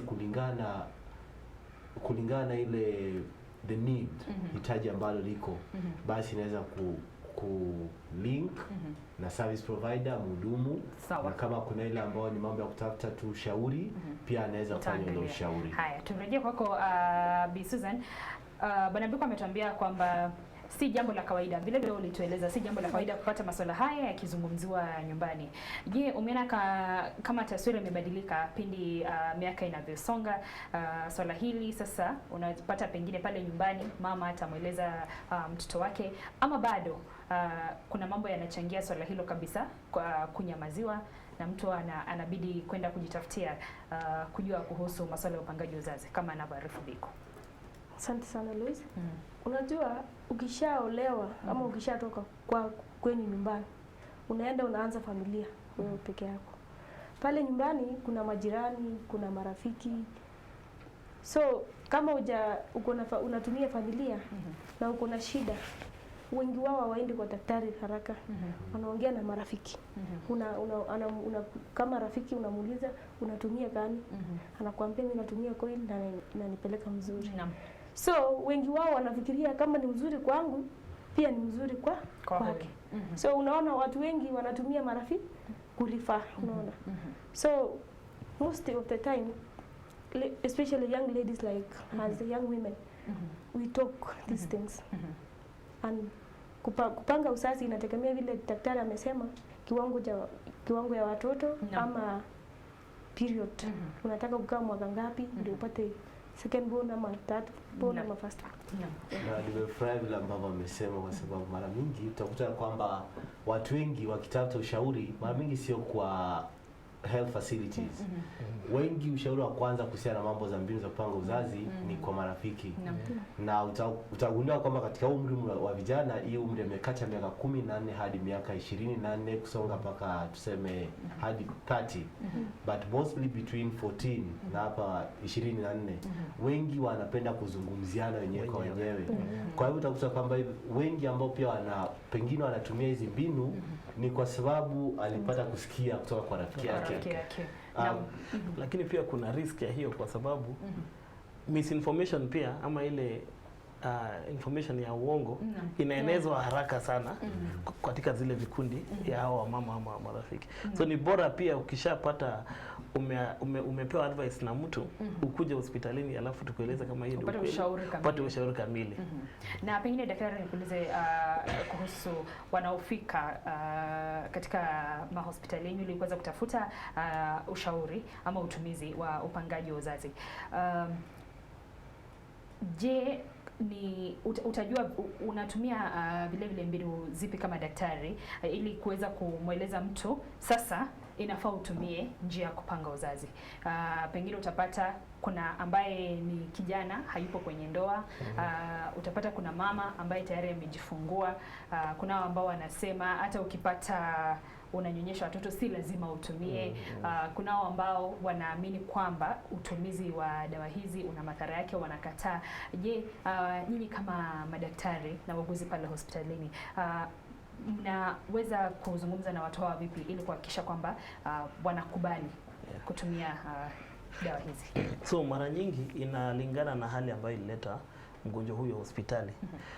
Kile ambacho tunaona mara mingi saizi katika wasichana wa umri fulani, unapata wanakuja na zile abortions zishaanzishwa huko nje na anakuja hospitali anasaidiwa kumtibu, alafu baadaye ukitaka kumwambia aende nyumbani tunawahimiza waende nyumbani na family planning ili hiyo shida isitokezee tena. Pia unaweza pata mtu ambaye amepata mimba na ikakuwa na complications zake na tungependa akae muda fulani kabla apate mimba nyingine. Pia mtu kama huyo tunamadvise apate family planning. Alafu kuna wale ambao tunapata maybe ako na watoto zaidi ya 10, 15, 14, tunawaadvise, lakini hiyo yote ni voluntary. Tunawaambia kuwa ingekuwa vizuri ungepanga uzazi ama ufunge kabisa. Ukaweza ukishaongea na mumeo na mmekubaliana, hivyo ndio tunaangalia. Na pengine Susan, turejee kwako. Umetuambia kwamba ushauri wa upangaji uzazi sana sana watu utafuta kwa marafiki ama kwa majirani. Je, kuna mambo ambayo umekuwa ukisikia watu wakisema kuhusu utumizi wa mipango tofauti ya upangaji wa uzazi, na pengine unaweza kuyasema ndio tuweze kudhihirisha kutoka kwa daktari na mtaalamu? Mara mingi hii upangaji uzazi, kila method iko na disadvantage na advantage. Mara mingi wengi wanatumia hizi za kumeza tembe, pills. Mwingine anasema nimetumia pills lakini sipati periods. Mwingine anasema nimetumia pills lakini nimenona sana. Mwingine anasema nimetumia nimewacha lakini sipati sishiki mtoto mwingine. Ama unapata msichana mdogo anatumia, tusema ako college na anajizuia kupata mimba. Anatumia, baada ya kuacha ashiki mimba. So anakuja kukuuliza nifanye nini? Sasa tulikuwa naomba mimi mwenyewe kama wizara ya health, look for a way whereby you can educate, mfunze hawa mama hasa jinsi ya kuchakua lile method ya kutumia. Daktari, ni kweli kwa ati kuna kunona, kuna kuzeeka? Mshauri.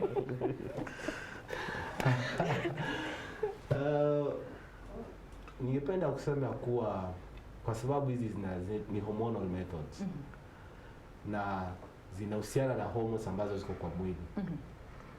Pengine kwa sababu moja au nyingine kunaweza kuwa na ukweli kati ya kuhusiana ile ambayo inasemekana. Hata hivyo pia ni vyema kuweza kuelewa ya kuwa watu wengi kama hizi mbinu Kunazo zile ambazo kweli mtu akiacha kutumia inaweza chukua muda kabla hajapata mimba nyingine ama kabla hajashika mimba. Kwa kawaida mbinu zinastahili ya kuwa unapoacha unashika mimba immediately.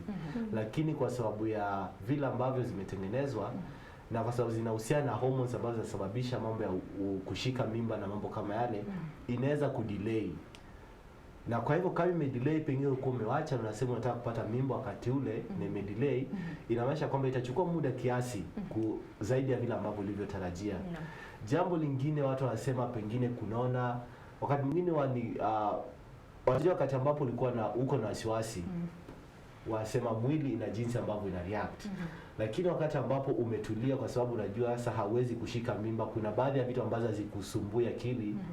Kawaida hata kama sio mambo ya kushika mimba, wakati ambapo umepunguza stress, unapata kwamba mwili inaweza kugain. Na stress inaweza kuwa kwa sababu ya mambo mingi. Pengine mtu anahofia. So lazima haitakuwa pengine ni dawa hizi, ni mazingira ambayo yanazunguka huyu mama. Sio lazima ikuwe ni dawa. Inaweza kuwa ni yale mazingira mahali ambapo alikuwa. Pengine alikuwa na wasiwasi, niko na watoto kiasi, mambo ya wataenda shule namna gani, nikiendelea kuzaa wengine wengi watakula aje, kwa hivyo stress imekuwa mingi. Lakini wakati ambapo anatulia anajua kwamba niko na mmoja saizi, acha nitaconcentrate kwa huyu mpaka baada ya miaka 5 miaka 2 anapata mwili imerudi kwa sababu na pengine hata haina uhusiano na ile dawa. Haina uhusiano na ile method. Na pia kuongezea venye mwenzangu amesema, zile mbinu ambazo huleta hizi side effects mingi ni zile hormonal.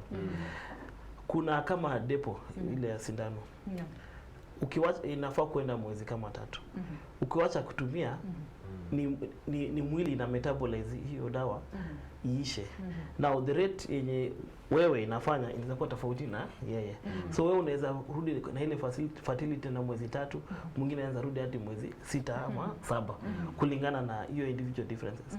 Number 2, tunafaa kuelewa kuwa hormones ni zile vitu ambayo inafanya mtu anakuwa mwanamke, ndio ina control cycle na ina control kila kitu, hadi hata metabolism ya fat na kila kitu. So tukikuweka hormones for family planning, haitaenda kupick tu uzazi, ina affect the whole woman. But sasa tunatela kwa mtu. Tukiona kuwa wewe Lois umeanza kutumia mbinu hii na umeanza kupata weight ile haupendi, unarudi tunabadilisha, tunaenda kwa mbinu nyingine. Na alafu pia kuna zile family planning ambazo hatujaongelea sana lakini zinakuwa abused. Hizi kama emergency contraceptives. Hizo inafaa kuwa emergency. Na haufai kutumia more than mara 2 kwa mwaka. Kwa mwaka. Lakini unapata mtu anatumia wiki 2 wiki 3 anameza kila siku. Those are heavy doses ya hormones. Definitely hiyo mwili yake itakuwa affected kuliko mtu mwenye ambaye anatumia daily pill ambayo imewekwa kiwango ya kutumia kila wiki ama kwa mwezi mara 2. Madhara yake sasa ni kwa jinsi nilikueleza ni hormones. Na sasa tumekuweka at a very high dose, so inafanya mwili inakuwa confused, if I can use a simple term. Lakini ukitumia hizi mbinu zingine ambazo zimepimwa, ni pill moja kila siku, ni dose ndogo na imekuwa fitted to huyo mtu. Na hapo mahali ambapo amesema emergency, iko meant for an emergency, sio kwamba ndio method ambayo unatumia kila wakati. Na emergency sio kila ingine. Emergency inaweza kuwa mpira ilipasuka, na ndio sio emergency hizi kwa kwamba unatumia mpira inapasuka kila siku. Hiyo si emergency, lazima uende ukaangaliwe. Maybe mtu amekuwa raped ama amekuwa defiled, wakati ule ni emergency. So ni ile tu case ya emergency ya kwamba ikusaidia because the dosage yake iko juu zaidi kuliko hizi family planning za kawaida. Hatari ambayo iko pia ni ya kuwa mwili wako ikizoea, wakati ambapo utakuwa unahitaji emergency response, basi haitakusaidia, maana yake mwili wako tayari shaizoea.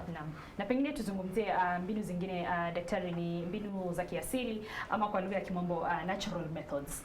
Je, unaweza kutuzungumzia kidogo kuhusiana na hilo, na bado zinatumika ama kulingana na maoni yako ama utafiti wako ni kwamba wanawake sasa wameanza kutumia mbinu ama njia za kisasa za kupanga uzazi? So, natural methods ziko kama zile za kuhesabu masiku zinatumika, lakini inahitaji a lot of faithfulness ama a lot of, number 1, cycle ya mtu lazima ikuwe ni regular.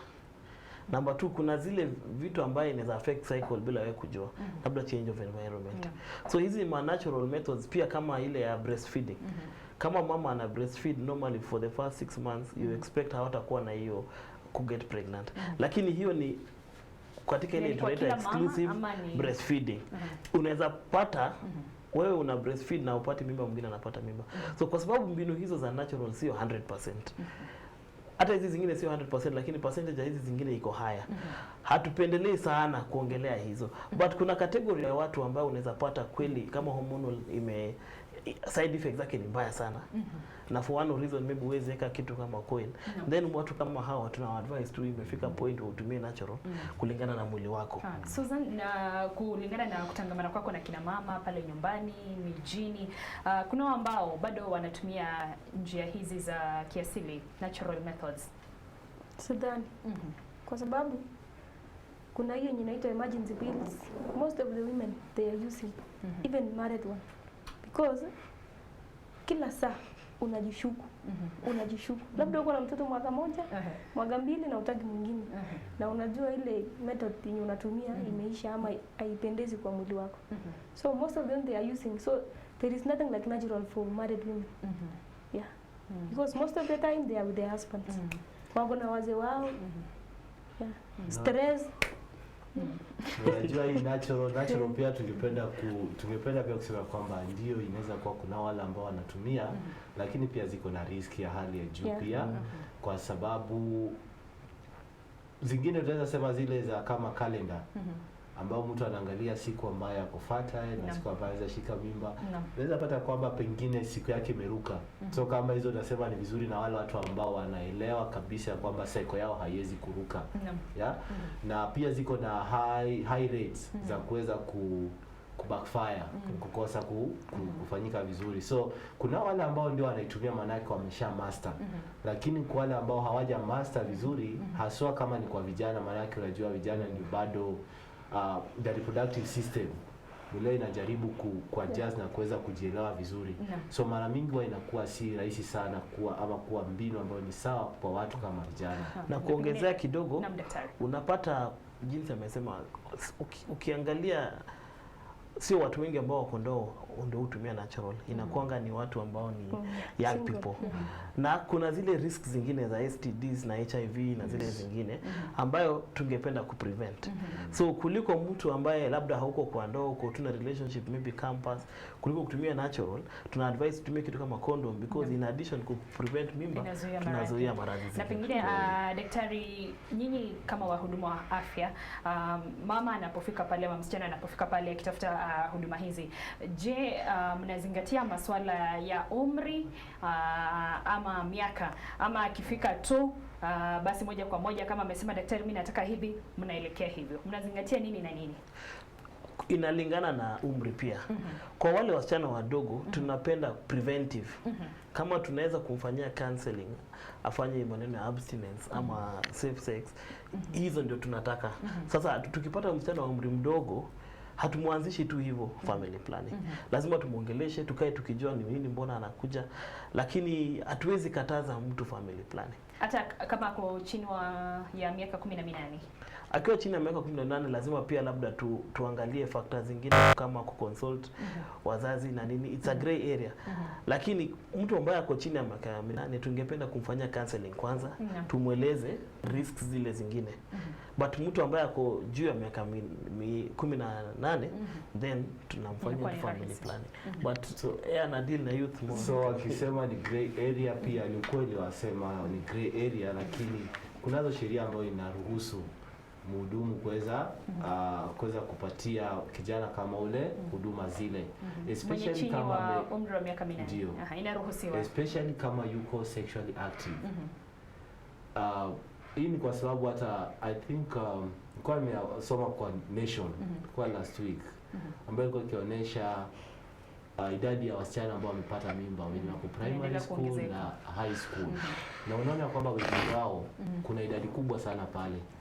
So unapata kwamba kama msichana ako sexually active, ndio yuko chini ya umri wa miaka 8, chini ya umri wa miaka 18, na tayari ashaanza kujihusisha kwa masuala ya ngono, basi si jukumu langu kama mhudumu wa afya kumnyima ile huduma, lakini inapaswa ikue katika ile ambayo tunaita informed choice and decision. Kitu cha muhimu ni kwamba aweze kuelezewa ili aweze kujua. Maana kumbuka, kitambule msichana mdogo akuje kwa mhudumu ya kwamba anahitaji huduma hii, inamaanisha ashajua jinsi ambavyo anatembea. Pengine ako na rafiki kule nje, pengine ako na boyfriend, ako na tayari wanahusika katika ile masuala ya ngono, na tayari amejua kwamba ako katika ile hatari ya kuweza kupata mimba. Na pia vile vile utakuta kwamba saa nyingine inaweza kuwa hakuambia mzazi. Kwa nini hakumwambia? Pengine alikuwa uhusiano yao huwezi kujua jinsi ambavyo ilikuwa. Lakini kuna ile uhusiano ile age ambayo vile daktari amesema inaweza bidi uconsult mzazi. Lakini kuna mahali ambapo ikifika, kwa sababu ya zile sheria zinaruhusu, unaweza analyze the situation. Alafu wewe kama daktari au mhudumu uweze kujua jinsi ambavyo unamhudumia ule, kama unampatia ile mbinu ili iweze kumsaidia. Maana usipompatia hapo ndio unapata kwamba tuna wasichana wengi wako na mimba wakiwa na umri mdogo, na kwa sababu lazima kusika katika masuala ya ngono, na pengine jamii ama wazazi bado wana imagine ya kwamba uende ikawa huu msichana wangu mdogo hajaanza kusika katika bado. Msichana pia anaogopa kuongea na mzazi wake ya kwamba anahusika katika hii mambo. Ndio sababu ampata ile imizo na kaamua aje kwao kama mhudumu ili aweze kumsaidia. Susan, kama mama, una lipi la kusema kuhusiana na hilo?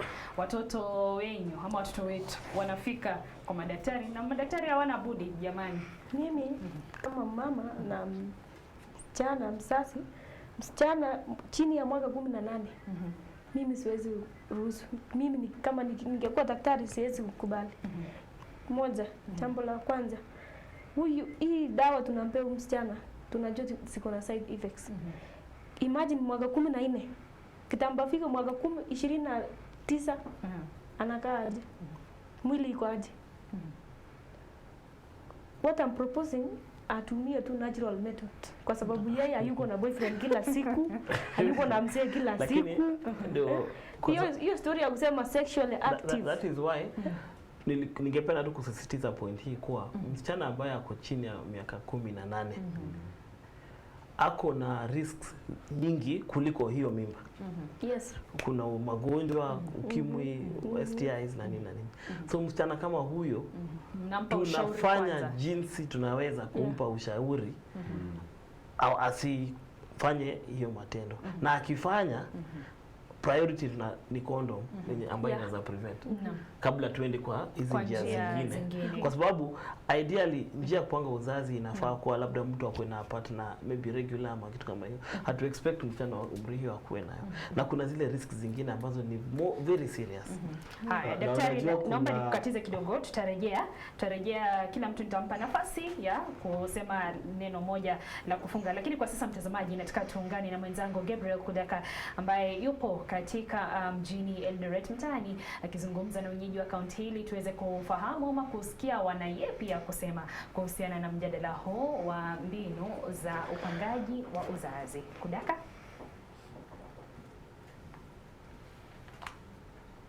Leo tunaangazia mada ya upangaji wa uzazi na umuhimu wake, na nazungumza na wenyeji wa kaunti suluhisho ili kuweza kujua jinsi wanavyoelewa mada hiyo.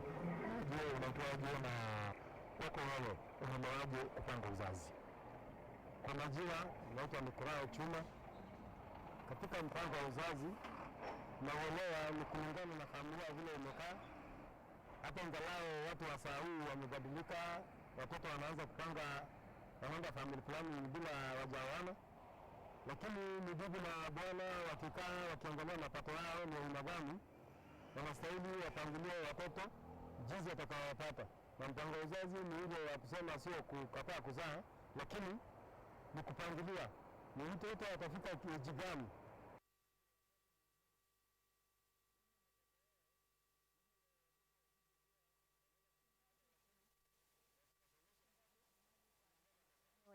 Mitambo, lakini tutakuwa tunarejea na mwenzangu Gabriel Kudaka kwa mengi zaidi. Haya, kabla ya kuelekea kwa mwenzangu Gabriel, tulikuwa nimewapa kila mtu dakika moja tu afunge mjadala huu ama swala hili zima la upangaji wa uzazi. Tutaanza na wewe Daktari Lawrence. Swala ambalo ningependa kusema kumalizia ni kuwa kwa maoni yangu binafsi, mwanamke yeyote ambaye ako katika ile reproductive age, ambaye ako sexually active, anafaa kuwa na mbinu ya kupanga uzazi. Haya, tukimalizia Bwana Biko. Mimi yangu ambalo ningependa kuongezea ni ya kuwa jambo la kwanza ni ya kwamba wanaume lazima wahusishwe katika mambo ya masuala ya kupanga uzazi. Manake hao ndio decision makers in a society, na hao ndio wana hold the greatest responsibility. Number 2, vijana lazima wazungumziwe, manake segment ya population kubwa saa hizi ni ya vijana, nao ndio wako highly sexually active. Kwa hivyo wazazi ni muhimu ya kwamba waweze kuzungumza na vijana kuhusu haya masuala ambayo tunaita sexuality education, manake family planning iko sehemu ya ile pia. Aya, Susan, tukimalizia. Mimi ningeomba health section educate women which one is the right gani method ya upangaji uzazi yenye haina hormones mingi kama coil ama norplan, kwa sababu mara mingi ukienda hospitali unawekewa leo, next week umerudi kutoa. So ina distort mind. So I think ni tu kutuambia madaktari. You don't have any choice. Haya, asante sana wageni wetu katika studio. Ni Bi Susan, tulikuwa naye Bwana Biko na vile vile Daktari Lawrence. Kifupi ni kwamba watu wamehoji swala hili ni muhimu sana na itakuwa bora zaidi ikiwa jamii kwa ujumla, kina mama, wazee na vile vile vijana watajumuishwa katika mazungumzo ya mbinu tofauti za upangaji wa uzazi. Mtazamaji, kwa sasa tunakusanya virago katika studio yetu ya Eldoret, lakini mwenzangu Jane Gweri atakuwa akiendelea na mengi zaidi kutoka studio zetu za Nairobi. Jane. Sana Lois Wangoi kutoka huko Eldoret. Nitasoma tu baadhi ya ujumbe katika ujumbe zetu, ujumbe mfupi umetumwa. Kuna mmoja hapa anasema nimekuwa nikitumia coil lakini nikapata mimba ama nikashika mimba, ikakuwa vipi? Na mwingine anasema nilipoacha kutumia depo baada ya miaka 8 hivi sasa nina mimba ya wiki 10 lakini mtoto haonekani, na kwa vipi? Martha, unaweza jibu huyu ambaye anasema kwamba anatumia coil, kwa wakati mwingine unatumia njia ya kupanga uzazi lakini bado unashika mimba. Well, tukienda katika clinic kuna kuaga na maagizo ambayo tunapatiwaga kama people who are looking for services. Tunaambiwaga especially kwa hiyo coil tunafaa kukaa siku 3 bila kushiriki ngono, ama unaweza tumia njia mbadala kama condom ili hiyo coil kuwe well attached kwa hizo the uterus. So by any chance usipofuatilia maagizo then una increase your chances of getting kupata mimba. Na huyu Victor labda unaweza jibu, anasema kwamba amekuwa akitumia depo, lakini hata unaweza jibu Josiah yuko na mimba ya wiki 10 lakini mtoto haonekani. Kwanza ningependa nichangie hiyo issue ya coil. Ni kwamba mwanamke anapoekewa hii coil sio lazima asubiri siku ngapi ndo aweze kuanza tendo la kujamiana. Labda ningeweka wazi kwamba coil inapowekwa vizuri na mhudumu wa afya mwenye anajua ile kazi, sasa huyu mwanamke ako na uhaki wa kuanza kushiriki katika ngono wakati wowote. Ni kweli kuna uwezekano kwamba anaweza pata mimba, lakini mimba hizi zinazotokana sana sana huwa ni yule mwanamke labda haendi kuangaliwa ile coil. Manake tukiweka coil tunakupatia kipindi cha angalau mwezi mmoja, alafu unakuja tunaangalia baada ya hedhi ya mwezi wa kwanza. Tunakupatia tena miezi 3, then unakuja mara moja. Tunakupatia miezi 6, unakuja mara nyingine, then huko kwingine ni mara moja kila mwaka. Sasa kunao wanawake wengine labda katika hali yao ya kujisafisha wana tabia ya kuvuta labda ule uzi. Sasa hapo unapovuta ama kubadilisha kile kifaa chenye kiliwekwa vizuri na daktari, labda unatengeneza nafasi ya mbegu zinaweza kupita na kubisha mimba. Naam. Huyu wa depo ndio utamjibu. Mtoto haonekani lakini anaambiwa kuna miezi. Sasa ndio kwa vipi? Swala la kwamba huyu mwanamke alipewa njia ya sindano iwe ya mwezi mmoja ama miezi 3. Kuna uwezekano kwamba labda ile mimba ilikuweko wakati akidungwa hii sindano. Na mara nyingi labda kama ni ile failure tuseme, kwa mfano kuna uwezekano kwamba ile mimba labda venye ilikuwa inafaa ijishikanishe vizuri, ile damu ikianza, labda kulikuwa na shida moja ama nyingine, hapo mimba haikuweza kujiweka vizuri na tunaita hiyo kama blighted ovum. Hivyo basi afike hospitalini. Tukimalizia tu maneno yako ya mwisho Victor, kuhusu hasa upangaji uzazi na uzungumzie vijana. Jambo la kwanza ni kwamba serikali ya taifa na lile la county, ningewasihi sana watenge pesa ya kutosha ili tuweze kupata hizi njia zote za family planning kwenye vituo vya afya kote nchini. Na jambo la pili ni kwamba kwa vijana wenzangu, ni hizo miaka zijazo uko nazo mikononi mwako. Kwa hivyo lazima uwe na decision ambayo ikifika hapo mbeleni utasema kwamba nilifanya ile decision ambayo unafaa.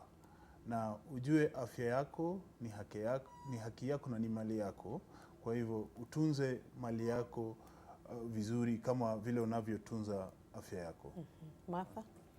Mimi naongelelea wahusika wote, ikianzia nyumbani, kanisani. Tunafaa kuungana mikono kwa hili swala la upangaji mimba, na pia kuzuia hizi issues ambazo zina come about as a result of unintended pregnancies.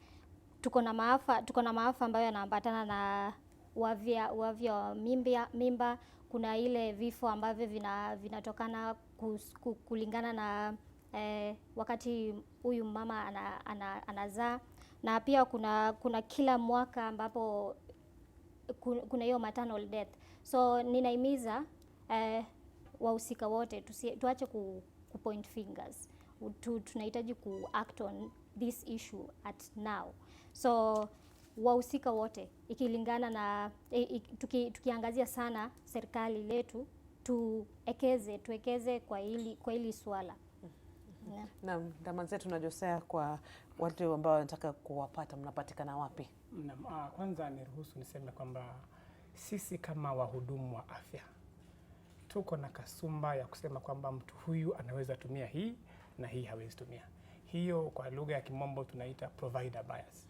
Wewe kama mhudumu wa afya ni jukumu lako la kupea mafunzo yule mwenye uko naye pale, na pia fanya ukaguzi wako. Ukiona kweli anafaa kwa njia hii, then mpatie njia hiyo. Hakuna mambo ya kwamba huyu yuko shule, ako campus, ako wapi ni atumie kondom. Hapo nilikuwa napenda niweke wazi. Baada ya kusema hivyo, ningependa niweke wazi kwa Wakenya wote kwamba shirika la Marie Stopes Kenya liko katika kila mahali. Tunafanya kazi kwa vipengele zaidi ya vitatu. Tuko na clinics karibu kila town, na pia tuko na outreach teams zenye wanazunguka huko nyanjani wakipeana huduma bure bilashi. Iwe ni hiyo kufunga kabisa, iwe ni tembe, iwe ni sindano, iwe ni hizo coil, tunaweka bure bilashi. Nikishasema hivyo pia ninamaanisha the other stakeholders. Sisi kama Marie Stopes Kenya tuko na wafunzi, tuko na walimu wenye ujuzi na weledi, ambapo kama mko na shirika ama ni watu fulani wanataka kupewa mafunzo, then sisi kama Marie Stopes tuko na uwezo wa kuwafunza wahudumu wale wa afya ili wawe na ile skill ambapo wataweza pia kupeana huduma. Naam, asante sana. Nafikiri la muhimu ambalo mmesema ni kwamba umuhimu wa kupata elimu na kujua kwamba kile ambacho kinanifaa mimi hakifai wewe, na unapaswa kutembelea vituo vya afya kupata habari muhimu. Na kwa vijana ulisema kwamba tendo la ngono halijai kuwa la dharura ama emergency. Hivyo basi tusiwe na mazoea ya kumeza zile dawa emergency pill kila wakati, hazifai na kutakuwa na madhara. Bila shaka mtazamaji, sina la kuongezea ila kutamatisha NTV Sasa. Naitwa Jane Ngweri na kutakia mchana mwema. Kwa heri.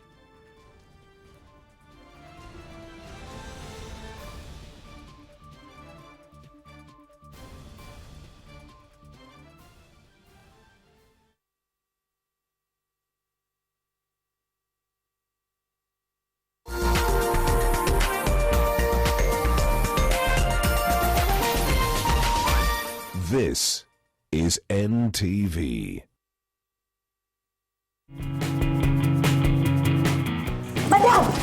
Mama Ravenda, hebu sikiza. Saizi tunaishi kwa generation ya Lambalolo na Rieng. Rieng makangoa, hii kurukaruka hapa ndio unaita Rieng. We, utaacha kunibishia mlango hivyo, umesikia wewe? Na wewe utaacha kunibeba weri, sawa?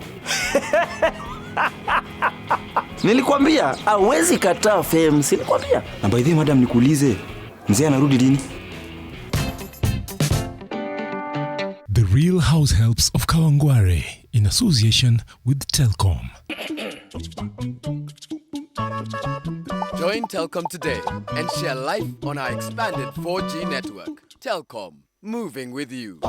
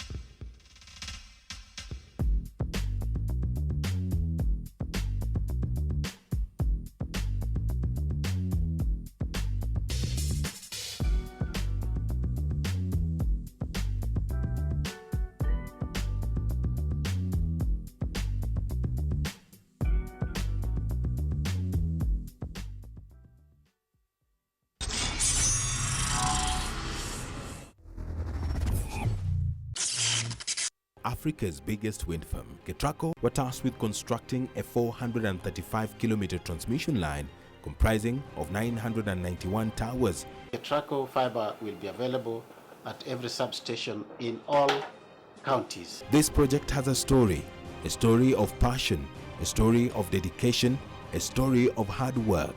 Ketraco, building a world-class national grid. Nation FM. More music and less talk. Nairobi 96.3, Mombasa 101.5, Meru 93.9, Nyeri 104.9, Eldoret 102.7, and Nakuru on 97.7. Follow us on social media on Facebook at Nation FM, Instagram at Nation FM, and on Twitter at Nation FM KE. Nation FM. More music and less talk. Wacha niende hivi nikuletea hata kali katika hii. Wewe unataka nini? Can I buy a chocolate please? It's for my mom.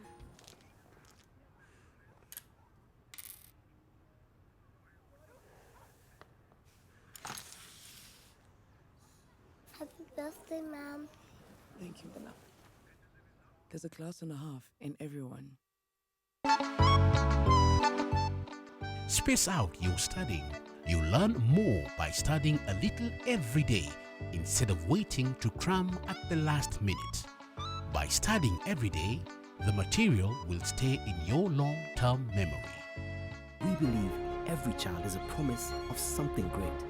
We welcome you to our open day on the 3rd and 4th of August from 8 a.m. to 5 p.m. at our campus on Committee Road. Rough and tough quality textured coating gives your walls a tough and beautiful finish. Available in over 6,000 shades, it hides surface imperfections.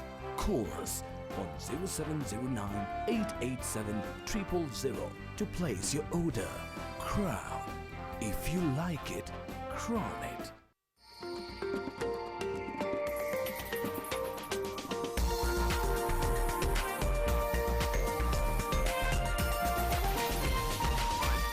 This is NTV.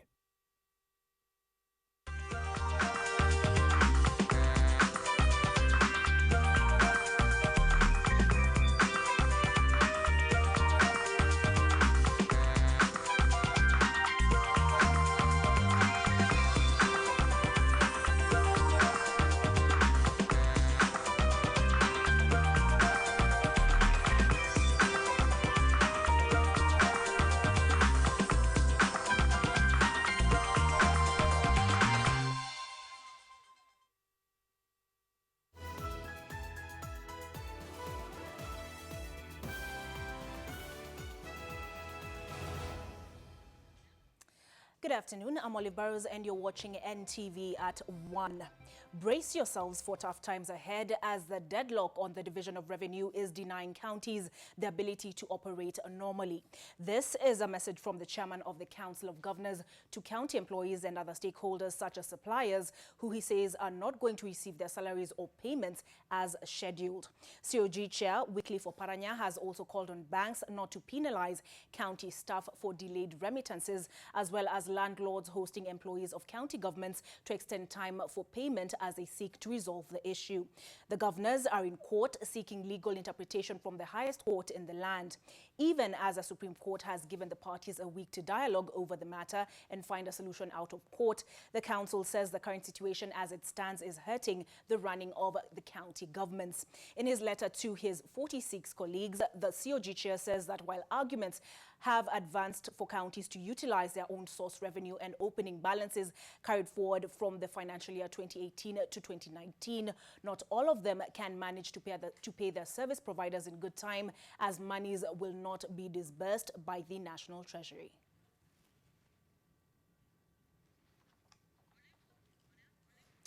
We now join Kennedy Mureithi, who is at the COG offices at Delta in Westlands. Mureithi, what is the latest on the situation?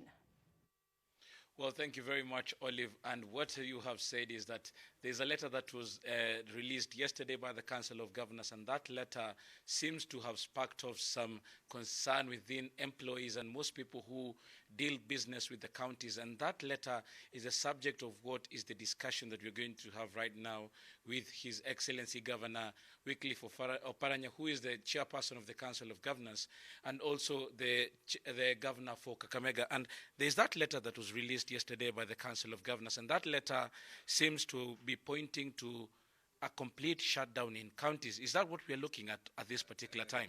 What I know at the moment is that there are no funds flowing to the county governments at the moment.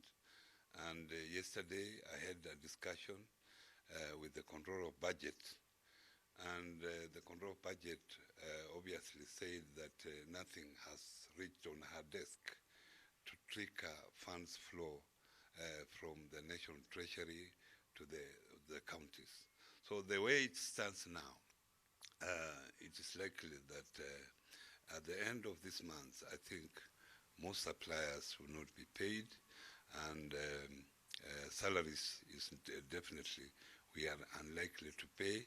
However, there is a provision that counties can access their funds through a vote on account. This is only possible if we have brought forward figures from previous year and own funds, because the two sources of funds, the ones brought forward and the one on revenue funds, those are not subject to division of revenue. The other one, which is the bulk of the amount, division of revenue, this will not be available to the counties in view of what is happening at the Senate and at the National Assembly. But from your statement, from the statement that was sent to newsrooms yesterday, it seemed like you're even telling the suppliers and also the employees of the counties that they should be bracing themselves for tougher times.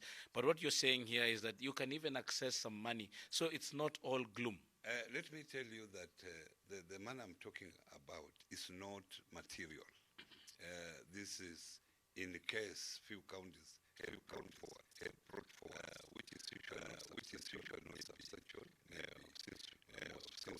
Most counties pending, and then own revenue fund. Most of the counties just accounts 5% of the total revenue. And if it's 5%, and this just for one man, this just for one man. Then that is actually so. In essence, we are saying that while bigger counties like Mombasa, where they collect own revenue in the infrastructure, they have those ones. Then those ones can be able. But counties like mine, where we collect a very negligible amount, it's unlikely that we can survive until it is resolved as soon as.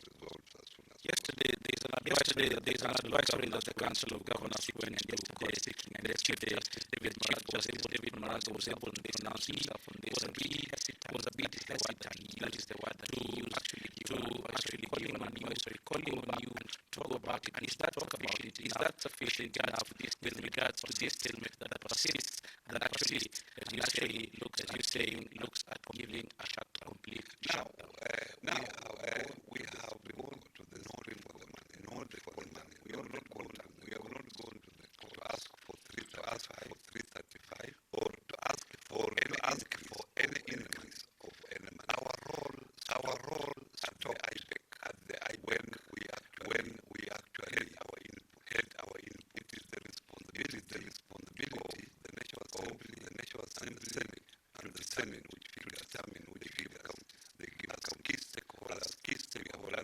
We have done the IPEC and the IPEC, but we have gone to Supreme Court constitutional interpretation and some laws we feel if well advised, then they will help in the budget process in subsequent years, or in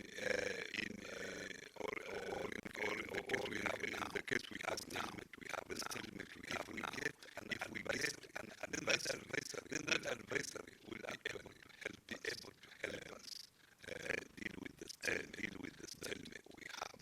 And we are feeling this advisory is important.